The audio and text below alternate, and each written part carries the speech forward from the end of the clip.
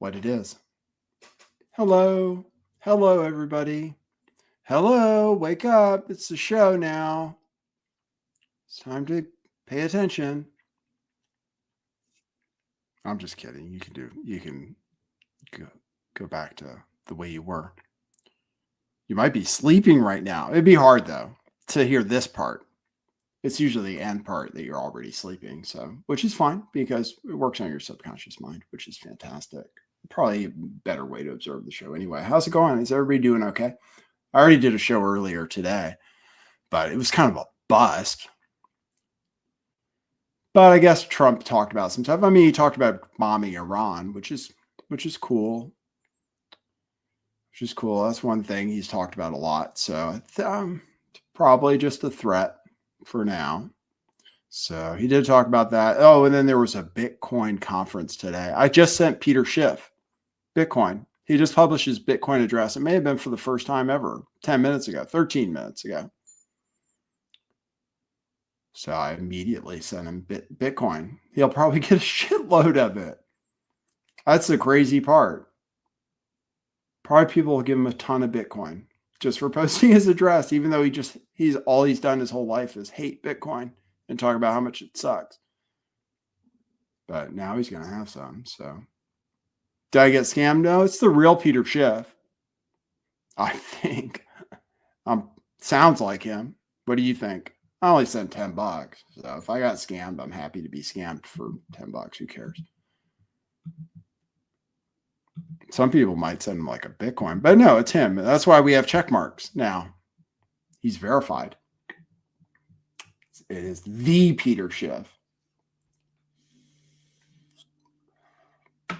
You'd have to come around eventually. But gold is great. So there's nothing wrong with gold. He's just old-fashioned, which is fine. Gold is great. It's going to be great forever. So he's got the right ideas. That's why Bitcoin people like him so much. And then they love to just dunk on him. So Bitcoin, Kali Yuga, that's what we called the show today. That's the age we're in. Some people were bringing it up. It's just in the ether. That's all. I had no idea what I was going to talk about. I was very busy today. Yeah, this is my second show. So you can't ask like what. Don't be ungrateful. I'll be here. I'll give you some news though for sure. Mr. Happy. Oh, it's Friday, so no meat, but you're allowed to have fish. Yeah, back in the day, even when I was younger, people there were remnants of that tradition still. It's amazing how many of those things have completely gone by the wayside. But Fridays were the Filet-O-Fish day at McDonald's when I was in high school. So everybody would go out and get 5 Filet-O-Fish for $1. Yeah, they were $1 or something, right? Maybe less. They might have been 69 cents. Yeah, stuff was cheap back then. That's all right, dude. Rituals aren't as important. So you're good. You're good. You're good. I hope. Hopefully God doesn't. But you probably tested it out before, right?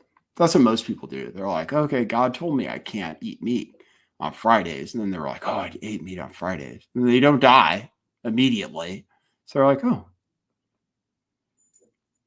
You know what I mean? That's how people test the rules of this simulation. Sometimes by accident. But it's okay. That's cool. Hey, T. Desiree. What's up? Nukfugget. Pampers were trying to, trying to explain to people how everything actually gets cheaper if you price it in a real form of money. Everything actually gets cheaper, except for other things that are like money, like real estate and stuff, other things that are scarce and limited and desirable. So real estate stays about the same, typically in gold. And most other things that, they always say a tailored suit is still an ounce of gold, which it will be, it might get cheaper because of automation and stuff finally, but it required a human being. That's why it required a human being's effort Most things that require human beings' labor for a specific amount of time and effort and expertise cost money. Human beings are involved. Diamonds, for example, the ones that humans dig up are more expensive, even though I have to look up.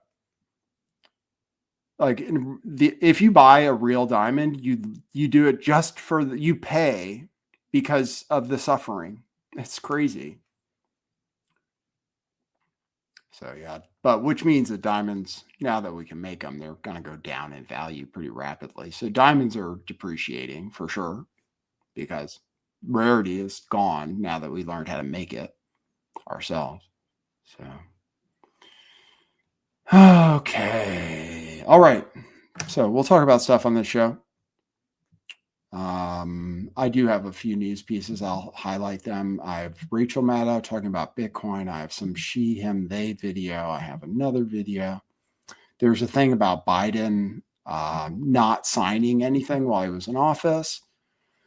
And Trump talking about astronauts. We'll see. We'll see what we get to. So anyway, thanks for being here. Appreciate it. It's good to see you. And we'll continue with the news. You do not doubt it, please. Okay, cue musical intro. Boy, that's brilliant.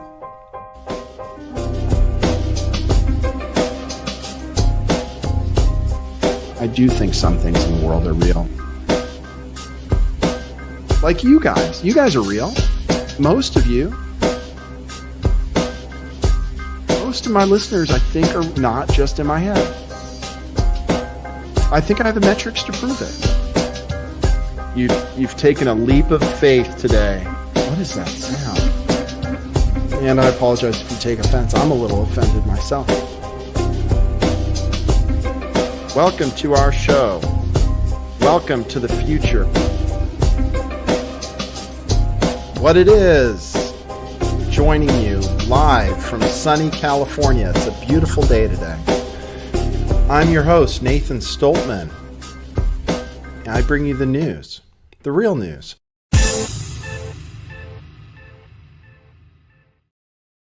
Yeah, I think that's pretty much right. Let me know if I sound okay. I moved my microphone so that, because actually before I had it up here, and it's blocking my computer. I couldn't see my computer most of the time. So hopefully the technology works better this time. As you see the camera pan out for no reason. Okay. So anyway, I'm here. We'll talk about some news. Okay. Let's see. We'll just show you some stuff right away, and then we'll see what people say. And then we'll just play the rest of the evening by ear. Here is Trump talking about the astronauts in space who Elon Musk is going to rescue. There's astronauts stuck at the International Space Station, allegedly, which I think is possible. You can see the damn thing, right? Jaron proved that. You can actually see the International Space Station when it transitions across the face of the moon and stuff. So there is something.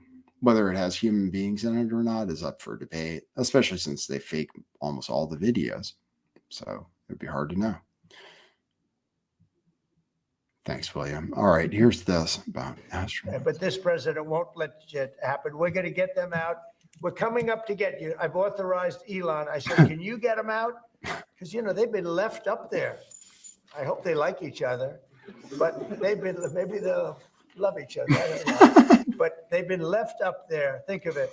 And I see the woman with the wild hair, good solid head of hair she's got. There's no kidding. There's no games with her hair. And there's a danger up there too. They can have some failures up there that would be very bad. You got to get them out. So I've authorized Elon a week ago. I said, we have two people up there that Biden and Kamala left up there. And he knows it very well. I said, are you equipped to get him? He said, yeah, he's got a Starship and they're preparing it right now. And so Elon is going to go up but this president won't let it happen. I always cut it off too early. Everybody gets their clips off Twitter these days because it's much simpler. Times have changed. It used to be I had to get my own clips. Damn it. Used to have to get my own clips from every video.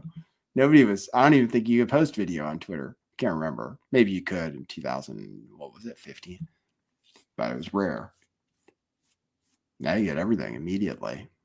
Kali Yuga, baby. All right, so that's about space. There's a big debate over the shape of the Earth these days. Flat, round, donut-shaped, hollow, many, many theories. But yeah, I've shown the faking is it's actually insane. But it shows you that people don't care. But you can show definitively, without question, that they use green screen 100%. You can tell on certain videos.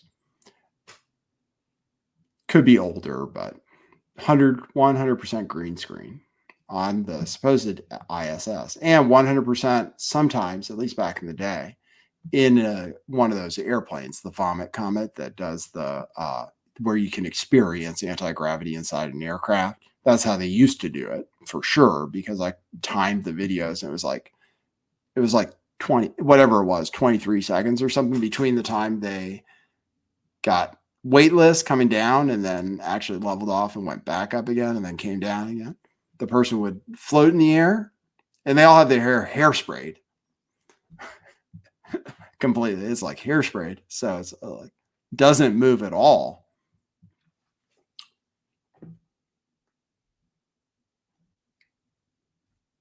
But we're beyond that. Flat Earth is over. So, Stanley Kubrick, yeah. Yeah, it was probably Stanley Kubrick who did the moon landings for sure. He put a lot of clues about it in his movies. Yes, I mean, it looked like Space Odyssey 2001. So that was like to prepare people for what it looks like. He got the most advanced equipment. I heard some of it was lent to him by the government. Very, very advanced equipment that other people weren't using to film 2001 Space Odyssey. And then people were like, oh, that's what space is like. And then when we went to the moon, they were used to it. They were prepared. They were pre-programmed. That's what you call it, right? Pre-programmed. They were pre-programmed to accept that that's what space is like because they'd seen it before on the movie screen. So, yeah, probably definitely Kubrick. What about the ending to Eyes Wide Shut? They killed him, huh? Did they kill him? You think? Like, he had an edit, right? Didn't he demand control of it? What's the story? Do you guys know? I'll look it up. He died 26 years ago today. Wow, that's unusual. Coincidence, huh? Thanks, Ron Walker. Crazy. How did you know? Did you look that up or did you just know he died March 7th? 1999? You said he died 666 days before January 1st, 2001. Interesting. Langley, I think we're a long way from getting big interviews, but we're going to put in work and then we'll see. People have to have like a selfish reason that drives them to come on my show, which I don't provide for people necessarily right now, unless they really want to talk to me. That's all I got going for me, but they don't get the satisfaction, the audience they want and so forth. So in the future, certainly we will have guests. And we may have guests very soon. It would be wonderful to have great guests. So maybe we will. Maybe we'll have co-hosts. Who knows? Anything's possible. Vivian Kubrick was a Scientologist. Scientology is interesting. It's like an alien religion, right? The thing is they're not crazy at all about their main method, which is basically exposure therapy, which is what they do to people with phobias or tics, which like people who are OCD or something, they flip the light switch 20 times before they go to bed. Like you'll make them stand there and stare at the light switch and not flip it. It makes them crazy, but that's how they deal with it. So anyway, the Scientologists, they give you this, you hold 2 tin cans, apparently. I got approached by one in the mall back in the day, I remember. And then they ask you about stuff that's going on in your life, and they measure your stress levels. And then basically the practice is to hold those things, think about things that should be stressful or were stressful to you before. Think about those things and try to bring down the level that it shows on this meter. So they did use like technology to help people out psychologically. The only thing is they would learn everything about people, write it all down, and then use it against them like a total like cult. So I mean, it's just an awful thing. But you actually went to Unearth? I lived in LA, so I was, I've seen the place down on Hollywood Boulevard, right? The Church of Scientology. You're like, weird. It's right there on the corner in Hollywood. That's where they get the souls that are desperate for something. You know what I mean?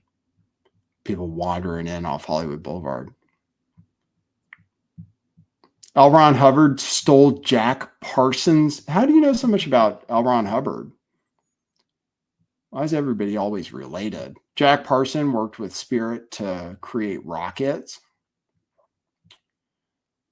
He was a occultist, a known occultist. You say related to GATE. That's funny you say that. GATE is how the government tries, the government will still to this day provides fantastic education completely for free if your IQ is high enough through what is known most places as GATE. Is that what you're talking about, William, or something different? Because there might be different names about it. But GATE, gifted and talented education. Actually, I don't even know what the E stands for. Where I was from, they just called it gifted and talented. They didn't call it GATE. But that's how the government, that's how they recruit, that's how they get you. They get you in their government schools, and they want to make sure they have the psychics and stuff who have the high IQs. And then they try to get them to work for the government, ideally. I mean, if they behave themselves appropriately. But yeah, gifted and talented education. Yeah, talk to somebody who said she was convinced that they did something to her. Like she remembers being like stabbed in the eyeball with a needle. I have no idea. It's crazy story up in Northern California, but I don't know. Nothing like that happened to me. I was only in the American government school, that kind, for a couple of years. Then I actually moved to another country. So, but I was in one of those programs. It was very good school. And then within the schools, they have gifted and talented programs too. But you have to have a high IQ. It's kind of discriminatory. Actually, it's so discriminatory that they got rid of it. Some places, like the high school I went to, where you had to take a test, which was like the SAT or an IQ test. And hardly any black people got in. So they got rid of the test finally. I think it was last year or the year before or something like that. Best school in the country. It was the best school in the country. Now it's already dropped down in the ratings. Totally free. I could walk there if I wanted to. I was lucky. People would bus in and be like 2.5 hours or something. Okay. GATE, good, great, fine. We covered all that. I don't remember the underground lab, Langley, but that doesn't mean it didn't happen. They have ways of making you forget. Okay. So that's good. We talked about several things. I was talking about the ending to Eyes Wide Shut, which he was trying to reveal some truth with that movie. And then I guess, I think he had an edit. That's what I heard. You guys want to know the official story? Might as well find out. There's only so much time on this earth. Might as well learn now. Sometimes it's best to do things now if you want to do them. At least get started. All right, let's see. Grok. Uh,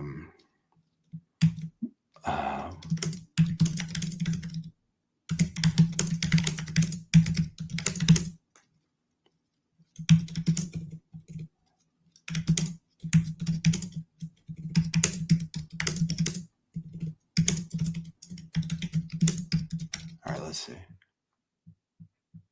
Vivian Kubrick was being chased by Scientologists. I have no doubt. That's what they do. There's lots of stories about that. Yeah, they're a very, very, very, very, very, very bad cult. Very bad. Very wealthy. Definitely, definitely becoming a church is a brilliant thing to do. You can literally, you don't have to pay tax on anything. You can buy whatever the fuck you want. They have real estate. They have like whole towns in Florida. It was released in 1999. Lots of movies came out in 1999, which were pretty significant. Well, like The Matrix, for example. Eyes Wide Shut, his last film, died of a heart attack March 7th, 1999, just like you knew. Just days after showing a rough cut to Warner Brothers executives. This timing, combined with the film's provocative themes, has fueled ongoing discussions.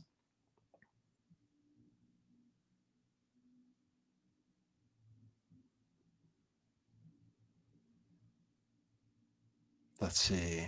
Missing footage. Rumors persist that Kubrick's original cut was longer, possibly by 20 to 30 minutes, and included scenes that were removed posthumously after he died. Actress Vanessa Shaw and others have hinted at excised material, but no concrete evidence of radically different ending has surfaced. This has led to speculation that the studio sanitized the film, diluting its subversive edge. So there you go. Some claim the movie exposed real shadowy cabals, and Kubrick was silenced as a result. Well, he was part of it, obviously. He worked for the dark side, obviously. So, well, maybe he knew he was going to die. Hey, Spaldo. You can always watch it later if you want. Good to see you. You missed nothing so far. You missed nothing that you don't have to, that you didn't already. I don't know. You decide.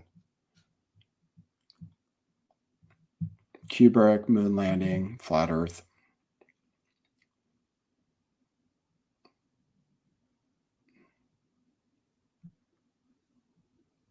You think Ron Walker that he didn't die? Kubrick. Yeah, certainly possible. People fake their death all the time.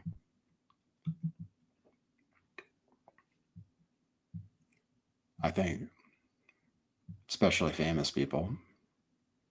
When I say all the time, I mean, they certainly do it.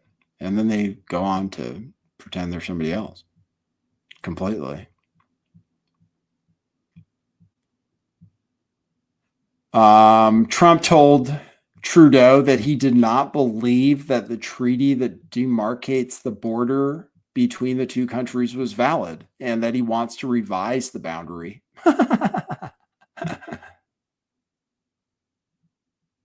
Trump is great. He says that actually the borders, he doesn't agree with the border with Canada. So that's good. Yeah, you think there's secret retirement places like Crisis Actor Island, kind of, that people have speculated about, like Seth Green and all those people are there. Maybe Michael Jackson is there. Obviously, Jeffrey Epstein is there. He probably runs the place now. They probably worship him on that Illuminati island you speculate about. It's possible. Tim Pool is saying Democrat act blue in chaos. Yeah, I heard everybody resigned from Act Blue. The Democrats are retarded. I mean, they're really retarded in this age. So I'm not surprised people just make fun of him all the time. Even Democrats make fun of him. That's the best material right now.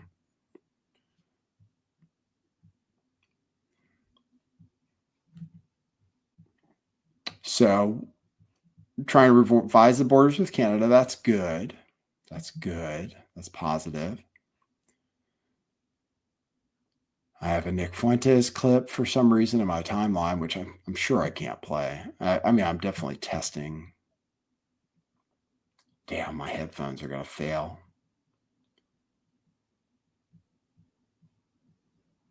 I have 10% left and at least one headphone. Well, if they fail, I'll put in something else. One of them will last long enough, I'm sure.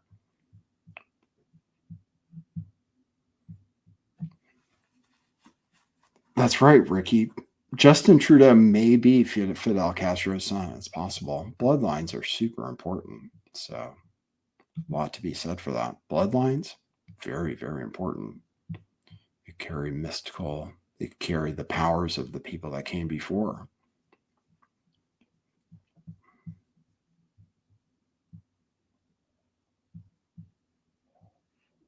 Mimsy says, you're watching Mouthy Buddha on Rumble doing Pizzagate refresher course. Oh, that's good. Yeah, I could do that on Rumble. I do have a Rumble channel, but I didn't find it worthwhile. But I have a Rumble channel. We might use that for some shows that are different, or do a Twitter space or something for shows where we're talking about things that we can't talk about on YouTube. Twitter spaces are good. Probably Rumble, you really have to be able to bring people over you really have to have a big platform in the first place. Never heard of Mouthy Buddha, but that's cool. We're talking Buddha. I guess you brought that up because of Kali Yuga, the Buddhists. I should mention what it is. They say there's 4 cycles, cosmic cycles. And people speculate that we're certainly in Kali Yuga, which is coincidentally the last cycle before the Golden Age, before we go back to the Golden Age, which is certainly in the ether right now because of Donald Trump. So I've been watching the Golden Age where it's coming in. So we're headed there. You know what happens in the Golden Age? We live for 80,000 years. Apparently. No diseases, except for desire. Desire is one of the only diseases in the Golden Age. So, peace, so forth.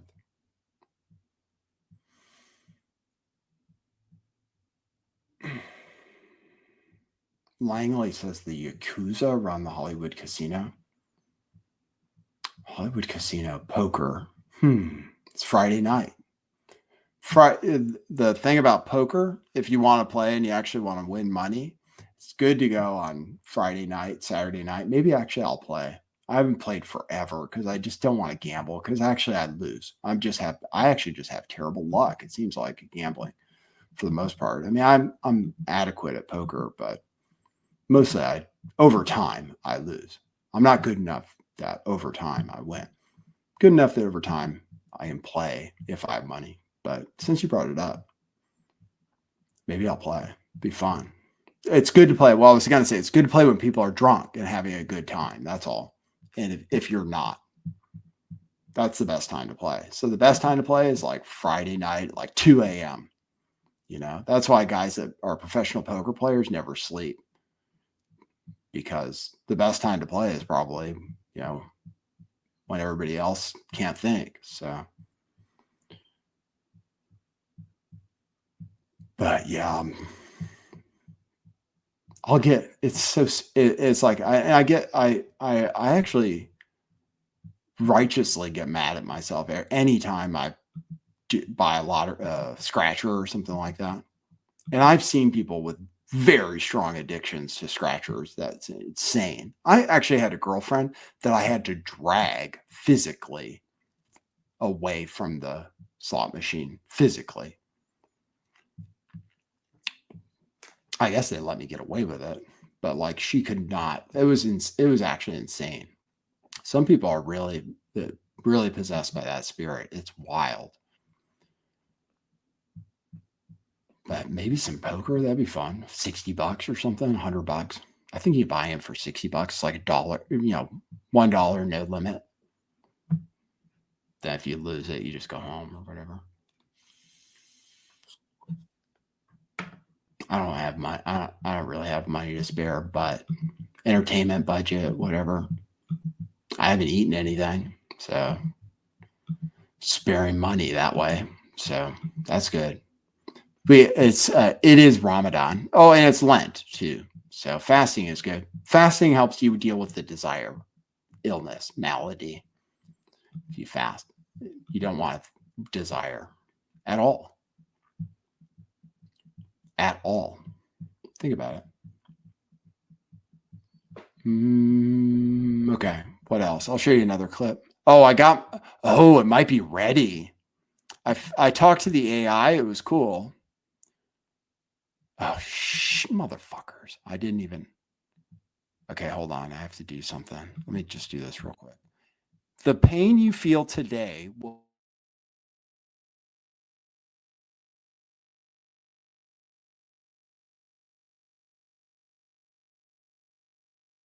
I can't do it now. I'm working on it though. I figured out how to improve it. So I should have I couldn't figure out the digital voice thing. So I'm working on that too. For anybody who cares. Oh, Ricky, your family friendly brownies. That's cool. Brownies are good. Chocolate, it's good. Good. Definitely. When I was doing keto, is super annoying diet. You can't eat anything, it seems like. Okay. Let's see. What else is in the news? Okay, Rachel Maddow. Okay, it's about Bitcoin. Let's hear what Rachel Maddow has to say about Bitcoin. Hopefully the sound is still working from the thing. Let's see. I should say I'm by no means a crypto expert. I'm not going to give you a lecture on blockchain or meme coins or any of that. I don't know, and B, I don't care. But I do think it's worth looking at this crypto thing a little bit, only because it is a deeply, deeply old-fashioned, simple scam at this point, which points right to the White House. News from the White House tonight really gives us no choice. You have to look at it. Hopefully, the broad strokes of crypto trading are not complicated. It's like when there was the Beanie Baby craze in the late 90s. People started buying these stuffed animals, right? Beanie Babies, kind of inherently not worth much, but people were speculating on them, right? It was a Beanie Baby trading bubble. Other than maybe some emotional value if you had one as a child, Beanie Babies didn't have much in.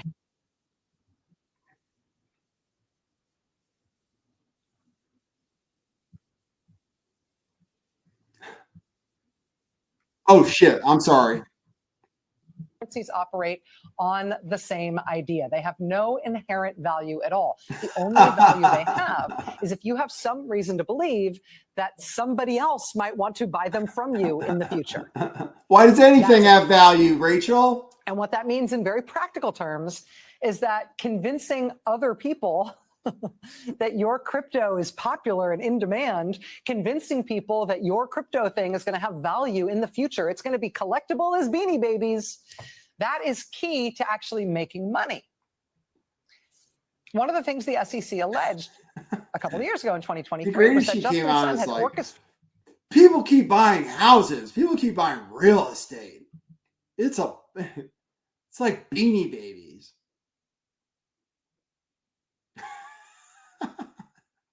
Be funny.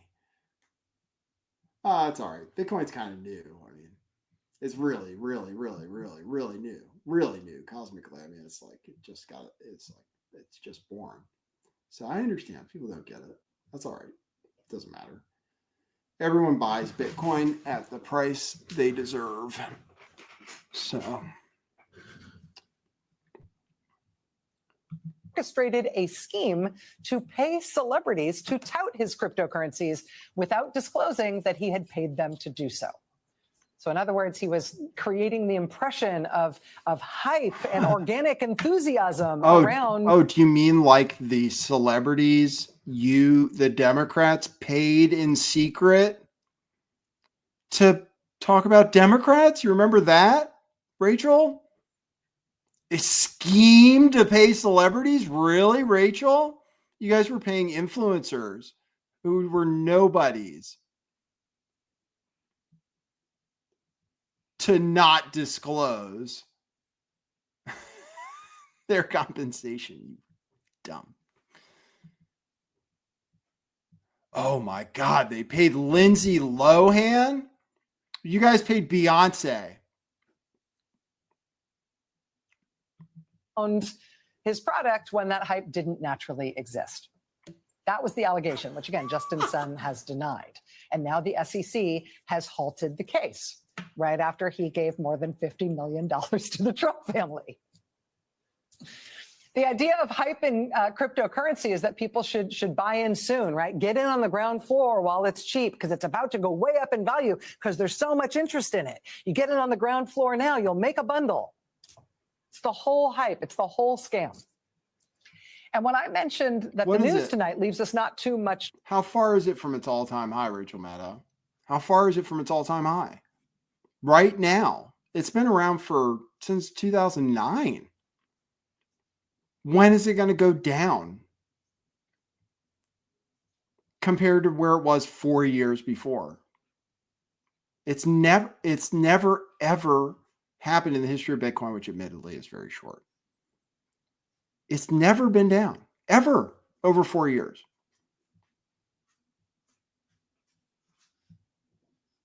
So, like, what are you going to say? People want a store of value, moron. They want it desperately. They seek out the best store of value so they don't lose everything they've earned in their lifetime. They want something just to protect them from the fuckery that we do with what we call money. Idiot. Why do they buy houses they don't live in?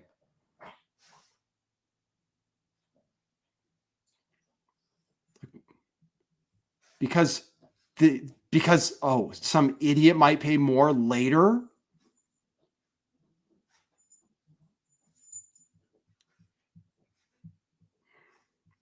It's all right. It's okay because economics has been hidden from us. I mean, it's impossible to understand, actually, for most human beings. Completely impossible. It's a mystery. Consider it a mystery. It is. People don't understand it. They can't.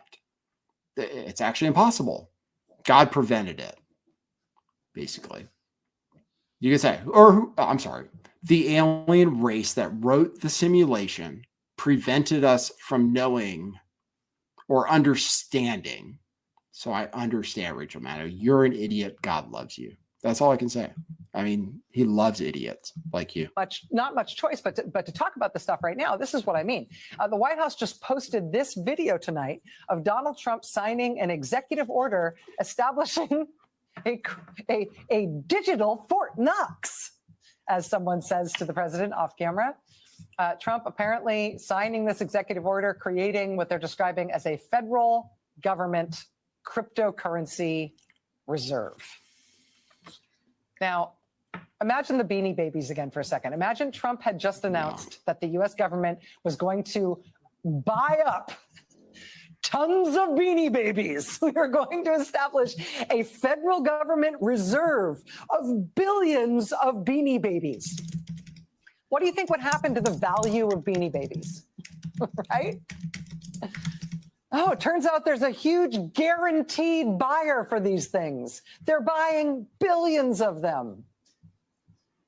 I should mention that when Trump first brought up this idea, this cryptocurrency national reserve thing on Sunday, he name-checked 5 specific cryptocurrencies that would be going into this government reserve. And Trump's own cryptocurrency company, his own project. Beanie Babies If you bought the first ones, the first 9, and kept them in mint condition the way Bitcoin stays literally forever, just like gold, perfect, pure, like infinitely divisible. If you had one of the first 9 Beanie Babies, they're worth thousands of dollars today. They would have been a fantastic investment. Rachel, just like anything limited and desirable, anything in this universe that is limited and desirable, Beanie Babies are unlimited, infinite supply. Infinite. Like, it's another thing we can't possibly grasp the concept of, so I understand. It's just like dollar bills, Rachel. There is no limit. But if you got the first fucking ones, the way they fucking came out of the factory, just like you can buy Bitcoin today, 12 years later, or fuck, what is it, 16 years? It's just like when it was born, brand new, fresh out of the factory, fresh mint in its box, sealed. You have it in the package. Like you have it in, you didn't even open the package. That's what I used to do with my coins that I got from the mint. I wouldn't even open the package. I'd be like, okay, that's how, like, thousands. How much do you think they cost? How much were they new? I'll ask. Let's see. I'll find out.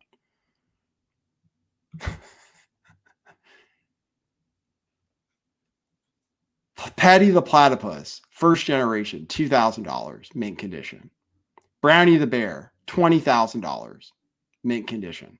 It will go up. They're still a good investment at $20,000 because it's impossible. They can make new ones, but they can't make the same Beanie Babies as long as you can verify. As long as it's verifiable, which if they're in the packaging, it should be. They'll go up in value forever, just like Pokemon cards. As long as people still want them. That's the thing. But people like collectibles. Because sometimes they go up a shitload in value, just like people like antiques. Yeah, not fucking a first iPhone in the box. I mean, Jesus. Even if you just have one. I'm sure that that's functioning, which I would if I'd kept mine. I had my iPhone 4 forever. It worked just fine the way it was designed. I mean, still worked, still charged, all that stuff.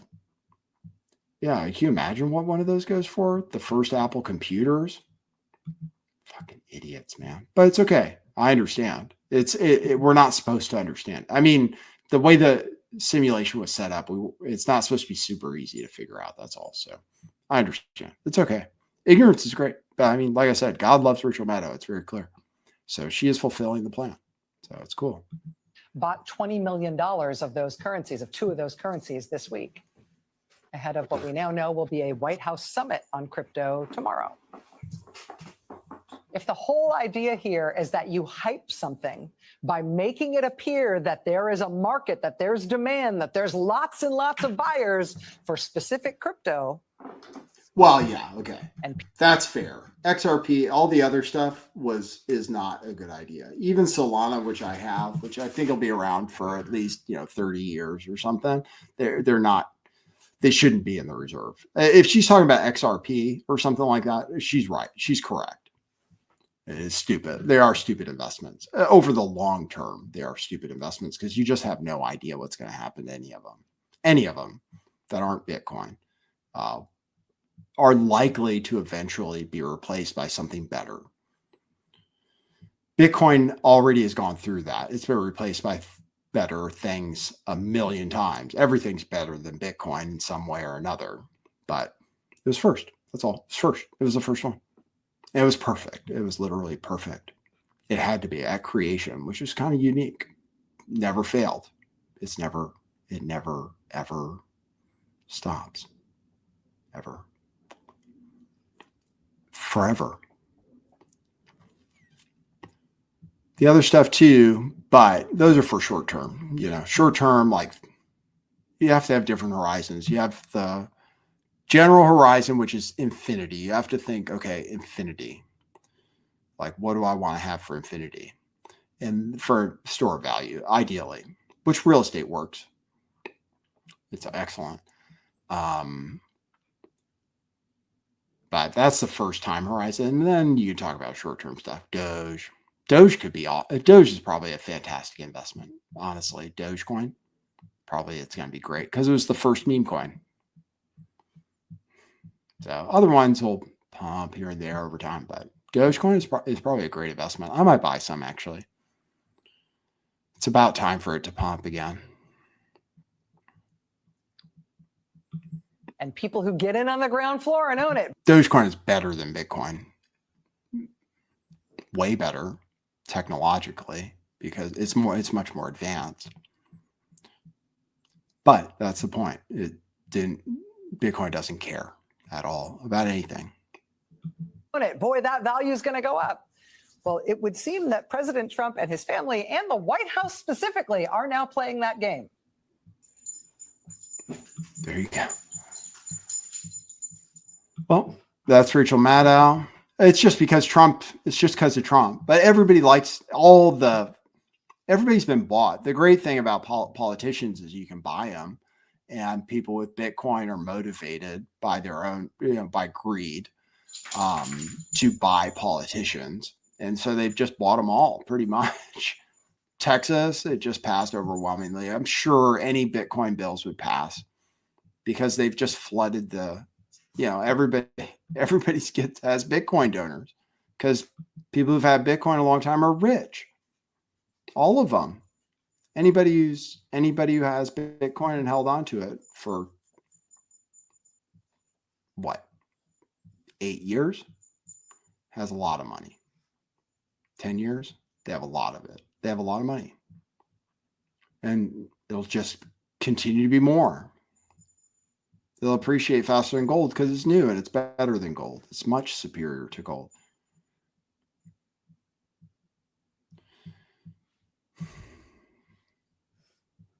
So it'll go up more. And it's much more limited. Much more limited.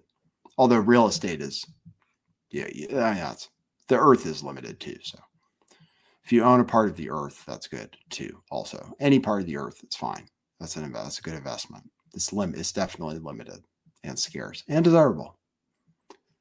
Everybody wants to live here. All the aliens and everything. It's like they're like, oh my God, like they didn't create it, the other alien races, but they love the creation. That's why they're all around. They're like, oh, they're just watching because it's the end and they all want to see it. So that's why they're here, all of them. They want to witness it.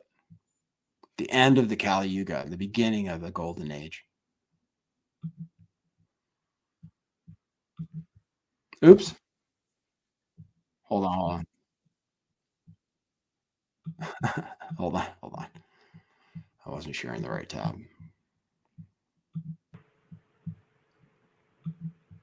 My pronouns are they, them, or at least that's what I share with people most often. But for this particular meeting, I will come out fully as saying that my pronouns are she, they, him.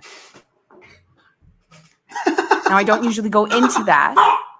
Sorry. Because it becomes a quite interesting, delicate conversation about what it means to be a man, what it means to be a woman. And I get that. That is a conversation that we don't generally have as young people or even as adults in our current culture. Fair enough. So I will simply say what I told my 60-year-old father, who was also born and raised in the Madison area, like myself. I asked him, do you know what it means to be a man? And to his credit, he said, no, I don't. And then I asked him, do you know what it means to be a woman?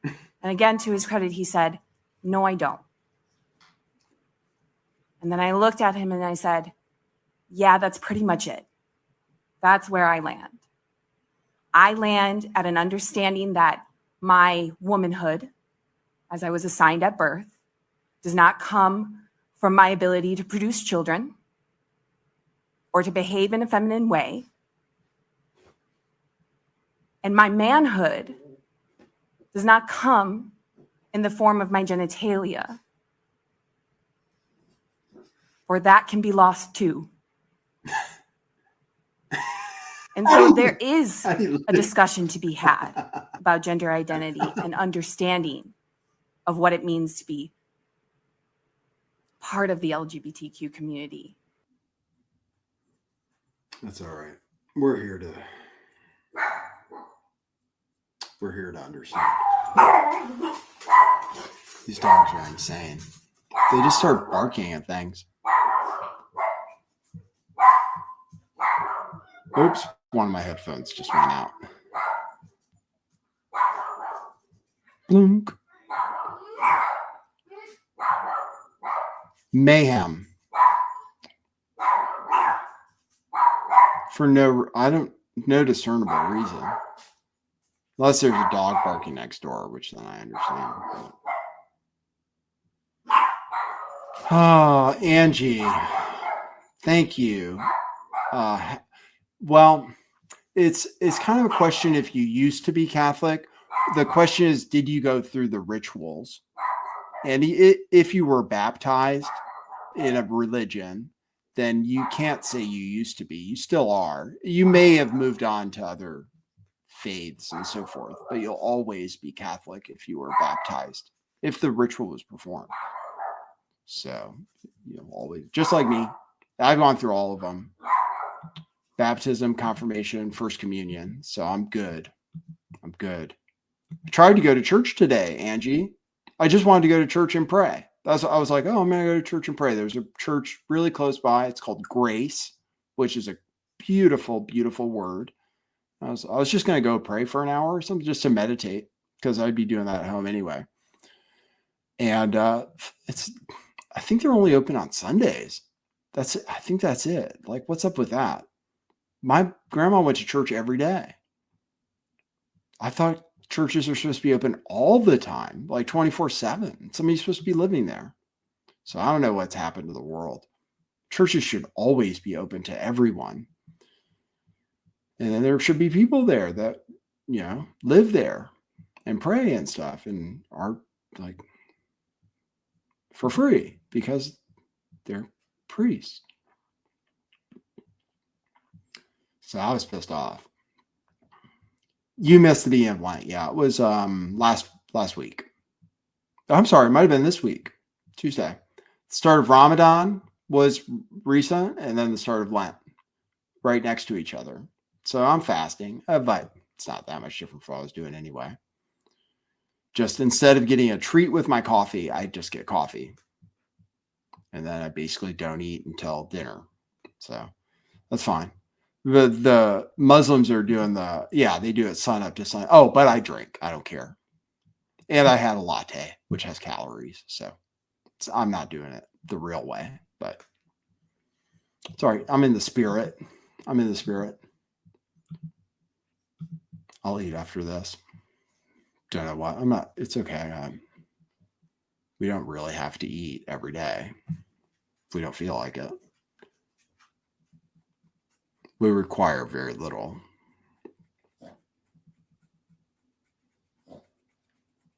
But I'll have a steak. I had wings last night. I'll have a steak. Oh, thanks, Mashka. Yeah, somebody buy me a coffee. I'm sorry. Thank you very much. People are being very generous. So I appreciate that. Thank you very much. Let me see. I'm checking my buy me a coffees now, as requested.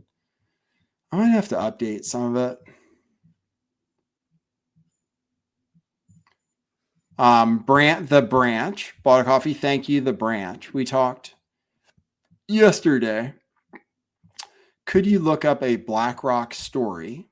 I heard they are involved heavily in both German and Ukrainian politics right now. They are the closest thing to Umbrella Corp. IRL. Okay. The The branch bought a coffee. It would be cool to participate in a Lift the Veil Twitter space sometime. Keep it real, Nathan. Thank you for hosting us. Okay, that was from yesterday. So I got was the branch that was telling me? Thanks, Jelena. Moderator. You are a god here. All the people with the wrench who control everything that happens. She dropped a chat. I'll put it on the screen though if you want. Yeah, buy my t-shirts, give me super chats. What am I gonna do? I can't control I can't convince anybody to do anything, to be honest. But yeah, if you'd like to, that's fantastic. I put up the thing. I'm gonna start listing my Monero address. That's what I'm gonna do. I'm gonna put it so it automatically populates. And then people can give me Monero. If you want to give me Bitcoin or any cryptocurrency literally any cryptocurrency, just contact me directly. That's all. Which I hope you understand. It's for both of our protection. So, because, and anyway, it's Jesus kind of said. He said, "Make your giving be in secret," right? So, Monero is good. Monero is actually fantastic. Monero is way better than Bitcoin, actually. But it doesn't mean it's going to be worth more money. People actually like the transparency. That actually makes it a better investment for humans here on Earth. But Monero, that's the best. That's as good as it gets. Well, or any privacy coin, but Monero was the first one. So I'll list my Monero address and you can donate it. And if you need, I'm sorry. What did I say? Did I say just contact me directly and I'll give it to you? Whatever address you want, whatever you want to donate in cryptocurrency is much appreciated. I'll never sell it. Don't worry about it. I won't sell it. If you give me, so it's safe. It's like, so whatever it is. And I'll keep it in Monero. I would plan to keep it in Monero unless I need cash or something, but I shouldn't need cash. I should be good. I should never have to sell cryptocurrency ever again. So it should be good. I might have to take some loans, but that's okay.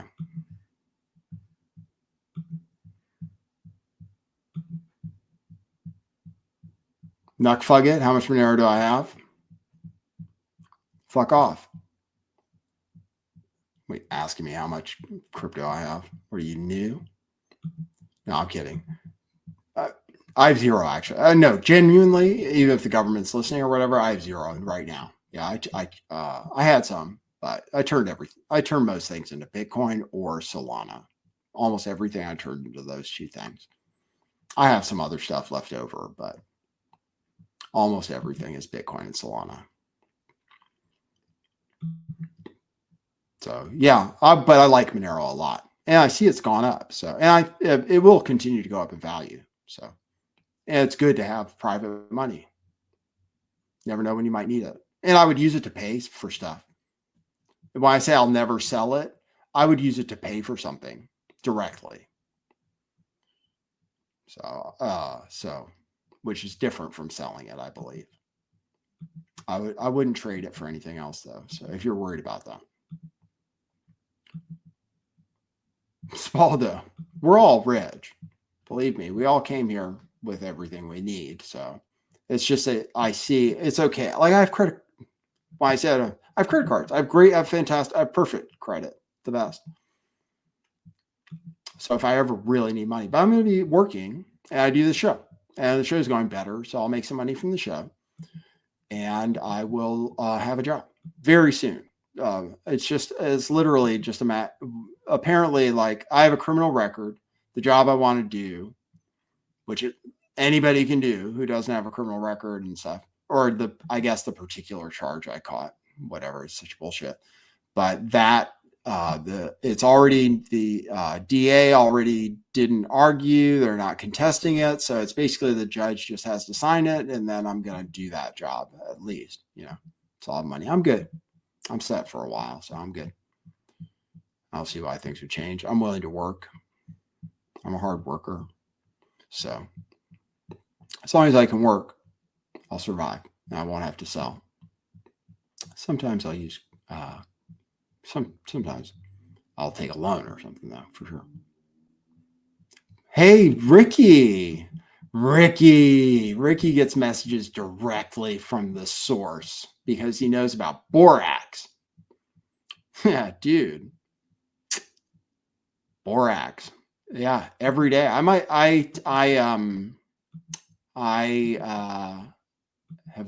It's an excellent natural salt that comes from the earth. Does some wonderful things. Yeah, I take it every day. And it's great. It's the cheapest. I mean, you can if a box would serve a community, a large community for years. One box, which is like $7 at Walmart of borax, and people think it's a chemical because it's a detergent and it kills ants. But as a matter of fact, it's a wonderful supplement. I put it in sparkling water. I like when I open a fresh bottle of sparkling water, the first pour, I'll drop in the borax and it goes, turns into this big plume and all bubbles. It all dissolves in there pretty fast. Because one thing that's annoying about borax is it takes a long time to dissolve in water. It's probably best completely dissolved in water, to be honest. So I'm not sure if the way you're taking it is the ideal way, but yeah, for sure. People think it's super weird. They're like, borax, that's ant poison. Detergent, laundry detergent. It's a natural salt. They mine it. It's not chemical at all. It's just a natural salt from the earth. It boosts testosterone naturally. Joe Rogan, it's like everybody hypes up testosterone boosts, and it's like being a tranny, taking testosterone. Why are you taking something that's not natural? I know it makes you feel better, but you can, like, do you hate God? Like, what's wrong? Do you think there's something wrong with the way you were created or something? Like, what's wrong with you? But that's all right. Joe Rogan's cool. But the testosterone supplement thing, you shouldn't be taking on natural synthetic hormones. I don't think. This is like on a temporary basis. Oh, yeah, Ricky, it dissolves? Yeah, it's good, man. That stuff's good. Turmeric, man, that stuff's really good. That goes after the archons big time. They start freaking out when you have a shot of turmeric or apple cider vinegar. So, yeah, since you brought up health, I'll tell you right now. Apple cider vinegar 3 times a day, 3 shots a day. The archons, like if you want to clear out all the evil spirits and stuff, they hate, like you'll feel it. You go, woo, when you take that apple cider. Sorry. I'm sorry. You're right. No, you're right, Sumi. Your body reacts to it.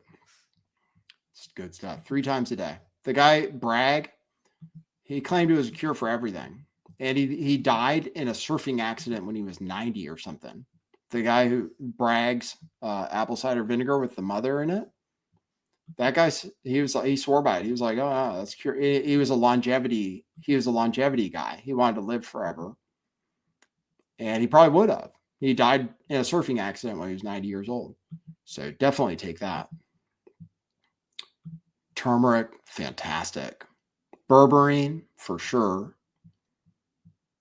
Vitamin D, though, is the main thing. If you don't do anything, you have to supplement in vitamin D, unless you sunbathe daily. But if you don't, then you need to take vitamin D. You have to. If you want to live, it just depends. People want to die. That's the thing. People want to suffer and die. I've studied it in great detail. People actually want to. That's why they do it. It's really weird. It's a very strange feature, but we actually crave, like we long for death and suffering. So people don't do what's best for them because that's not what they want. Like people do not want to live. And once you actually understand, like I totally get it too. Oh, I've been there, believe me. Oh man. But if you want to live a long time, like I do, then you gotta, just take care of yourself. Thanks, Pirate. Thanks, man. People prefer giving coffees. That's great. I get way more of it and I get it immediately. So that's fantastic. Thanks for giving me coffees. I get those in a couple days, basically, and almost the whole thing. It's way better than YouTube. YouTube, I just because it's easier. Thanks, Pirate. Happy Friday to you. I didn't even know it was Friday until somebody told me I have a good weekend. And now I'll go play cards, I guess, after I have a steak. And see how long a few bucks lasts me. But only because somebody brought it up. I'm moved by the spirit. I love playing poker. It's great. It's just, I can't, you know what I mean? I was in rehab with a guy who is a gambling addict. And I guess it's the same. He's a gambling addict, but most times when people are gambling addicts, you assume they play slot machines or scratcher tickets or whatever, or blackjack. Something where you're guaranteed to lose over time. Almost every game you're guaranteed to lose over time. He was addicted to poker. I was like, oh, you're just not good. Because if you're good at poker, it's okay to be addicted to it because over time you actually gain money, but you have to be really good. So it's funny. But gambling, that's the worst addiction. You lose everything at the same time immediately. Drugs take a while to spend all your money. And I've tested that. I've tested it. It takes a while. Eventually you do. Gambling, you can lose it whenever you want, anytime. Thanks, Moksha, TF627. Always appreciate the show. All the best to you and yours. Thank you for that. I appreciate you, Moksha.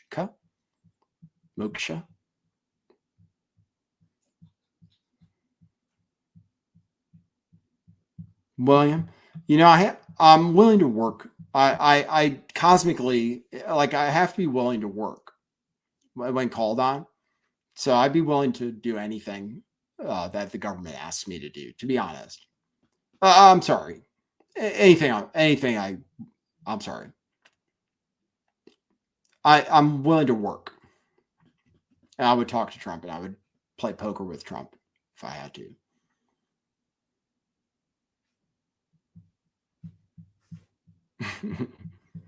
That would be awesome. Who wouldn't want to play poker with Trump? It'd be amazing. I bet he's not good, but he's probably insane, which kind of is the same thing.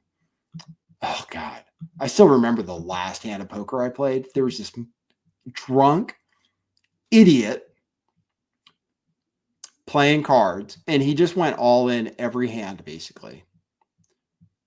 And he was losing a ton of money. And I roll up with 3 10s on the flop. I have 3 10s. He's got nothing, absolutely nothing. I can't see anything. Next card, I can't see anything that he could possibly have. That would be 3 10s. The last card comes up, it's like a 9 of clubs or something. I'm like, fuck you. Or, I didn't say that. But I was like, bam. And they're like, no, he has a straight. And I was like, I looked at it. It was so unlike, it was not a normal straight. He had cards that were way far apart. I was like, oh my God, I'm never doing this again. That's the problem is sometimes you lose, even if you play it exactly right.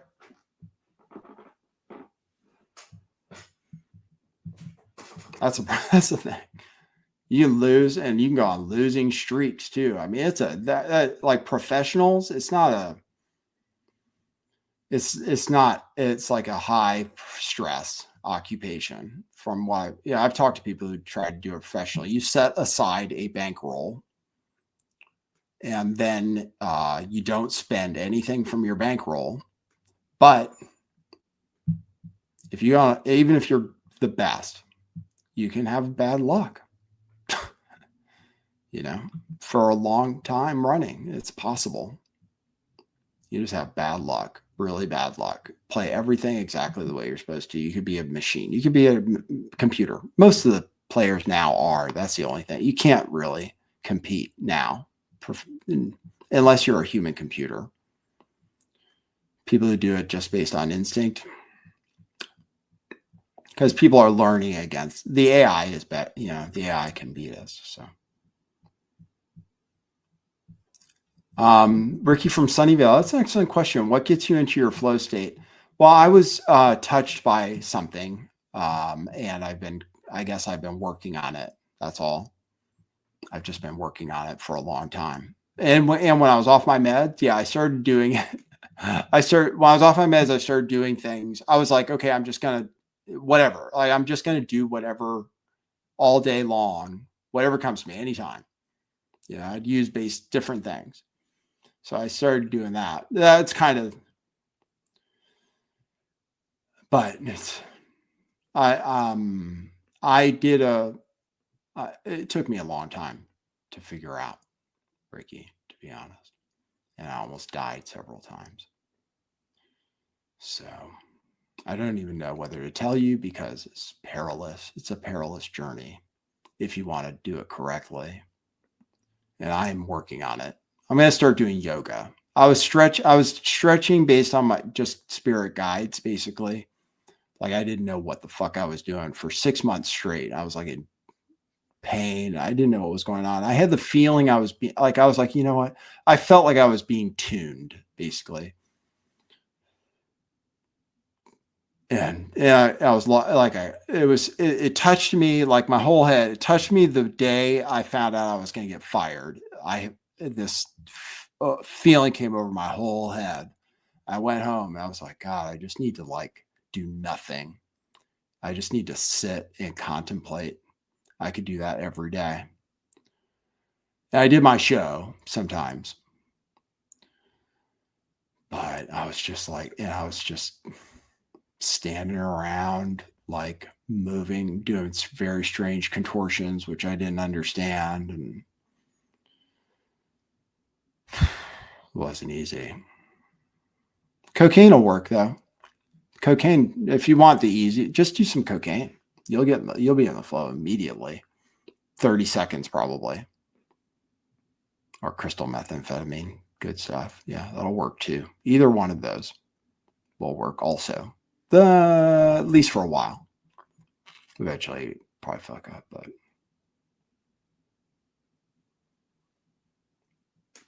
you have two options. The easy way or the hard way. And the hard way, you're gonna face death several times. The way most people do it is they just get wasted. Or they,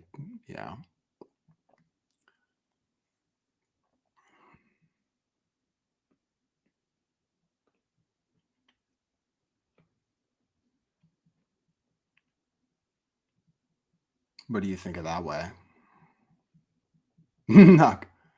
I take synthetic. I'm starting to not take it though. I mean, I was diagnosed with severe ADHD, so I got a prescription. But no, I follow all laws, so I'm outside of no laws myself. So I'm not using any illegal drugs or anything. I did used to a lot while I was selling cars. When I was just the best person I could possibly be, I was taking copious amounts of crystal methamphetamine.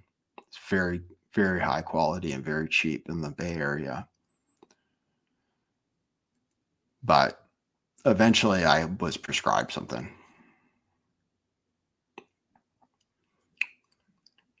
Which chemically is probably exactly the same. Well, Adderall, it's not Adderall, which is exactly the same as crystal methamphetamine. It's exactly the same. So I read an article about a guy who was like, oh yeah, I took a pill of crystal meth just to see what it was like. He was like, it was great. It was fine. It was awesome. This journalist. Yeah. Everybody takes Adderall.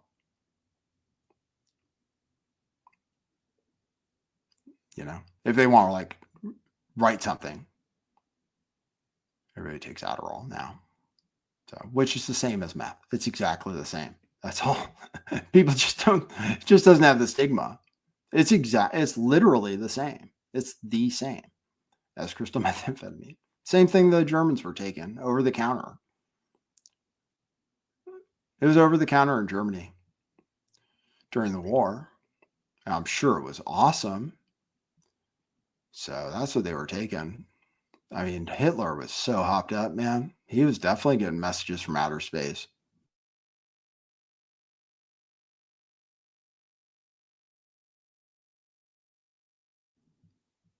Can you hear me?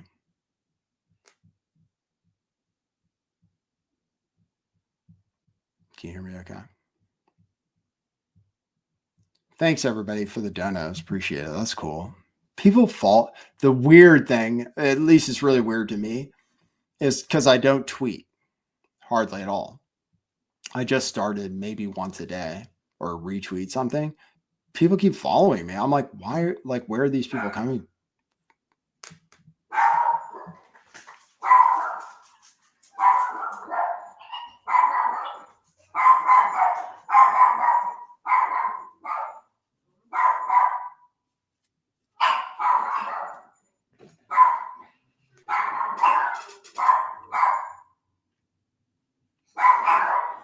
William, I played the intro. Thank you. I did play it. I remember.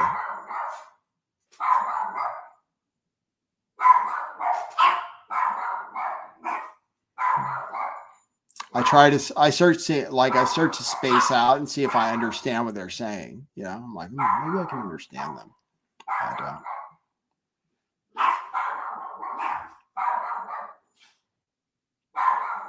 Earlier, Simi was barking at the chair next to me.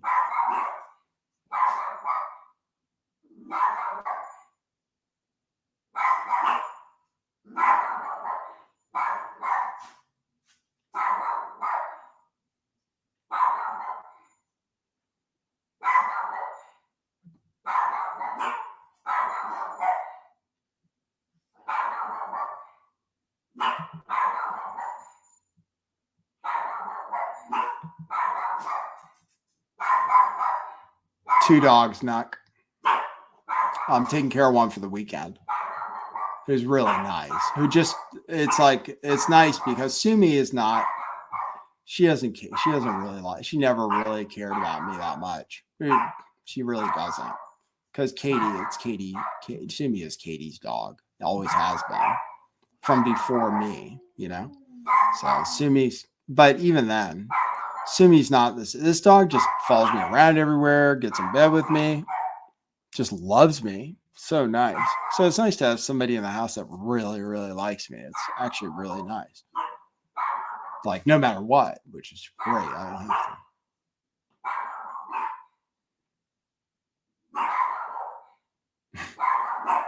have to. It reminds me of Katie. Pet translator apps. That's what Katie thinks I am sometimes. She'll go, "What's wrong with Sumi?" I go, "I don't know." She goes, "Ask her." I'm like, okay.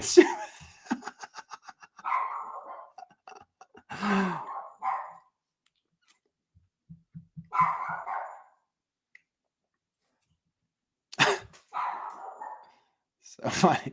Like, Sumi, what's wrong with you? Like, Katie, I have no fucking clue what's wrong with her. She doesn't speak English.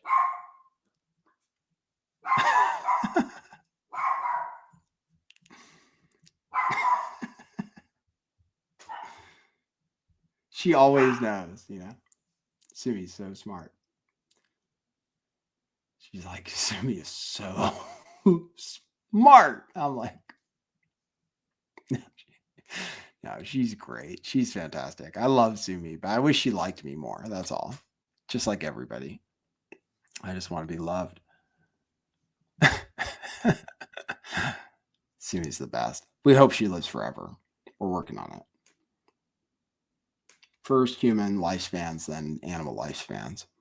Because it's no good living forever if you can't have a companion that can last a while.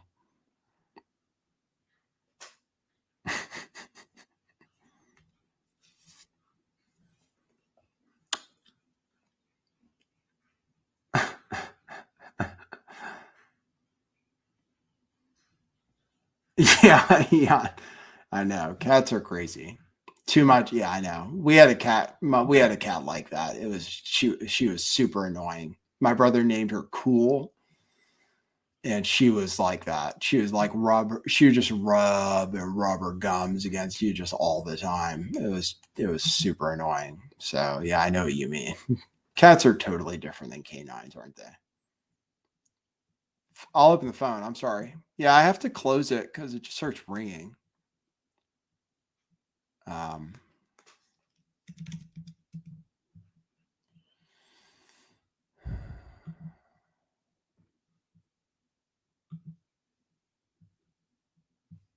do I put it in? How do I put it in my main bookmarks? Other bookmarks. Why is it in other bookmarks? What does that mean? Bookmarks bar. That's the one. Done. Then I have to find it.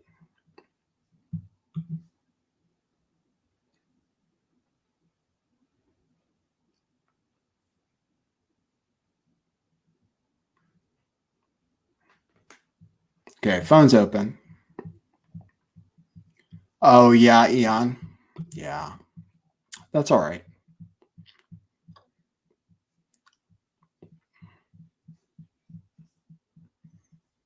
Yeah. Even though she doesn't care about sitting on your lap, she gets jealous when another dog is sitting on your lap. That's the only thing. It's like that. So, greetings. You're on the air. What's up, Nate? How you What's doing? up, Coco? Yeah. What's up, my N word? Oh, you called me an N-word, dude. That's cool. I appreciate that. Yeah. How's things, dude? How are things? Right? Yeah. Great. Really good. Really good. Nice. Better than they have been for a So, while. what do you attribute that to? The spiritual work I've been doing, I think, primarily. Is your Kundalini chakra open? Which one? Your Kundalini chakra? I'm working on it. Yeah, that's the hardest one to get. Yeah, I mean, sometimes for sure. I mean, definitely sometimes, but I'm working on it. I have to do. Like I said, I'm going to start actually doing yoga now. I've been working on it. Yep. So you gonna start lifting weights too? Get all jacked? If I feel like it, I might play pickleball. There's no need for me to lift weights. I walk every day. That's the current thing. I walk every day, a couple miles. Yeah. I will probably play pickleball because there's court. I walk to the court, and I live right next to the park, so I can just walk. Who do you play pickleball with? Just like regular olds that are hanging out, or what? Here, if there's a pickleball court, people are there. Pickup games. Straight up. So it's sort of like it's like the asphalt basketball game, except without black people. Yeah, pretty much. That's pretty much what it's like. Nice, exactly. Dude. Yeah, that's pretty much exactly what it's like. Once in a while, Santa Barbara is everything they say it is. Oh man, yeah, I'm just really good at racket sports, so it's easy game for me, which is great. So, rich kid, huh? Good at racket sports. My brother was a professional tennis player, so I know. Tennis. So yeah, I play. So yeah, I'll get back at it. I got pissed off at pickleball and pretty much every other game. I just any competitive anything, I would just get angry. I know. Like I flipped over my first Chinese checkerboard when I was like 3. Oh God. Oh. It's how dare you say I lose? I play cards with my mom. Shit would just go flying. I mean, it was insane. I was like, oh, dude, I noticed you started talking about playing poker. You've been going to the local club or anything? Not for a while, but yeah, I used to play poker. I used to try to do it for money. I mean, I'd play like 4. You kept that under your hat pretty good. Oh, it just never came up, I guess. Oh. Yeah, I mean, I studied. Yeah, it's gotten really hard. Yeah. Oh, no, sorry. Go ahead. Oh, my phone made a weird thing. No, I was going to say it got pretty hard. Like once Game Theory Optimal came out, and there's just like autistic kids that run like computers. That's the It's problem. like impossible. Yeah, That's the problem. online you cannot beat them, and like in the club, if they are there in the club, you better like basically don't go up against them. Just kind of go with the flow type of thing. Nothing you can do. I mean, that's the thing. Yeah. The odds perfect every time. So yeah, the game Yeah. has totally changed. But like I read who's the old gambler that the old Doyle Brunson. which one? Doyle Brunson. No, I didn't hear you exactly right, but I don't think that's the one. There's this Amarillo Slim. no. Doyle Brunson wrote like basically the Bible to poker. That Okay, black that book must with be it. That must be it. What's his last Yeah. name? Brunson. Brunson. Okay, he was the Yeah. old guy that was still playing. Right? Texas Dolly. He had a cowboy hat and all that. Yeah, I think that's the same guy. Yeah, I read his book and which is fantastic. I mean, it's learning poker. It's like learning. It's as hard as chess. You know. You know what's awesome is like I'm glad you said that because so my dad was like a chess guy, and once I learned poker, I realized so the whole thing they do with chess is like you learn umpty-dum openings and like a few variations on each of those, but like there's a lot of route memorization in being a good chess player. Well, yeah, Yeah. which now is the same as being a poker player, but it's like an algorithm. Yeah, but poker's way funner, and there's actually luck in poker. What's that? There's actually luck in poker, you know, that Yeah. you don't know what cards are going to be given. So it kind of makes it funner.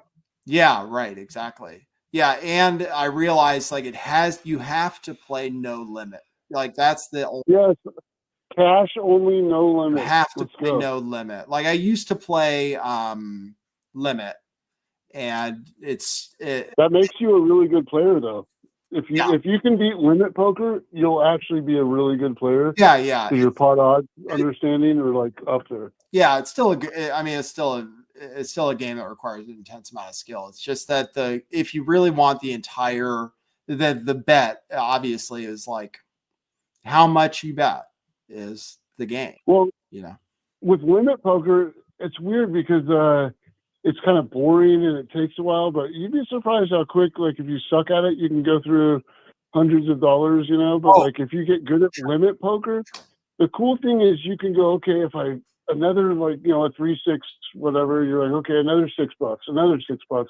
And you know who's going to be in, who's going to be out. And then you start watching the pot and like the pots actually grow pretty good. And people that are bad at limit poker are actually much bigger fish than you know, like you were saying earlier, some asshole, like, what did you say? He was in with like a 3-7 offsuit and hit a fucking straight. Yeah, so it was basically like that. It was like it might have been a queen 9. That doesn't happen with limit as much, and like a good limit player wins like damn near every time, albeit smaller like fluctuations in their bankroll. You know, but like limit players are kind of, I don't know. I started with limit because there was no limit back in the day. Oh yeah.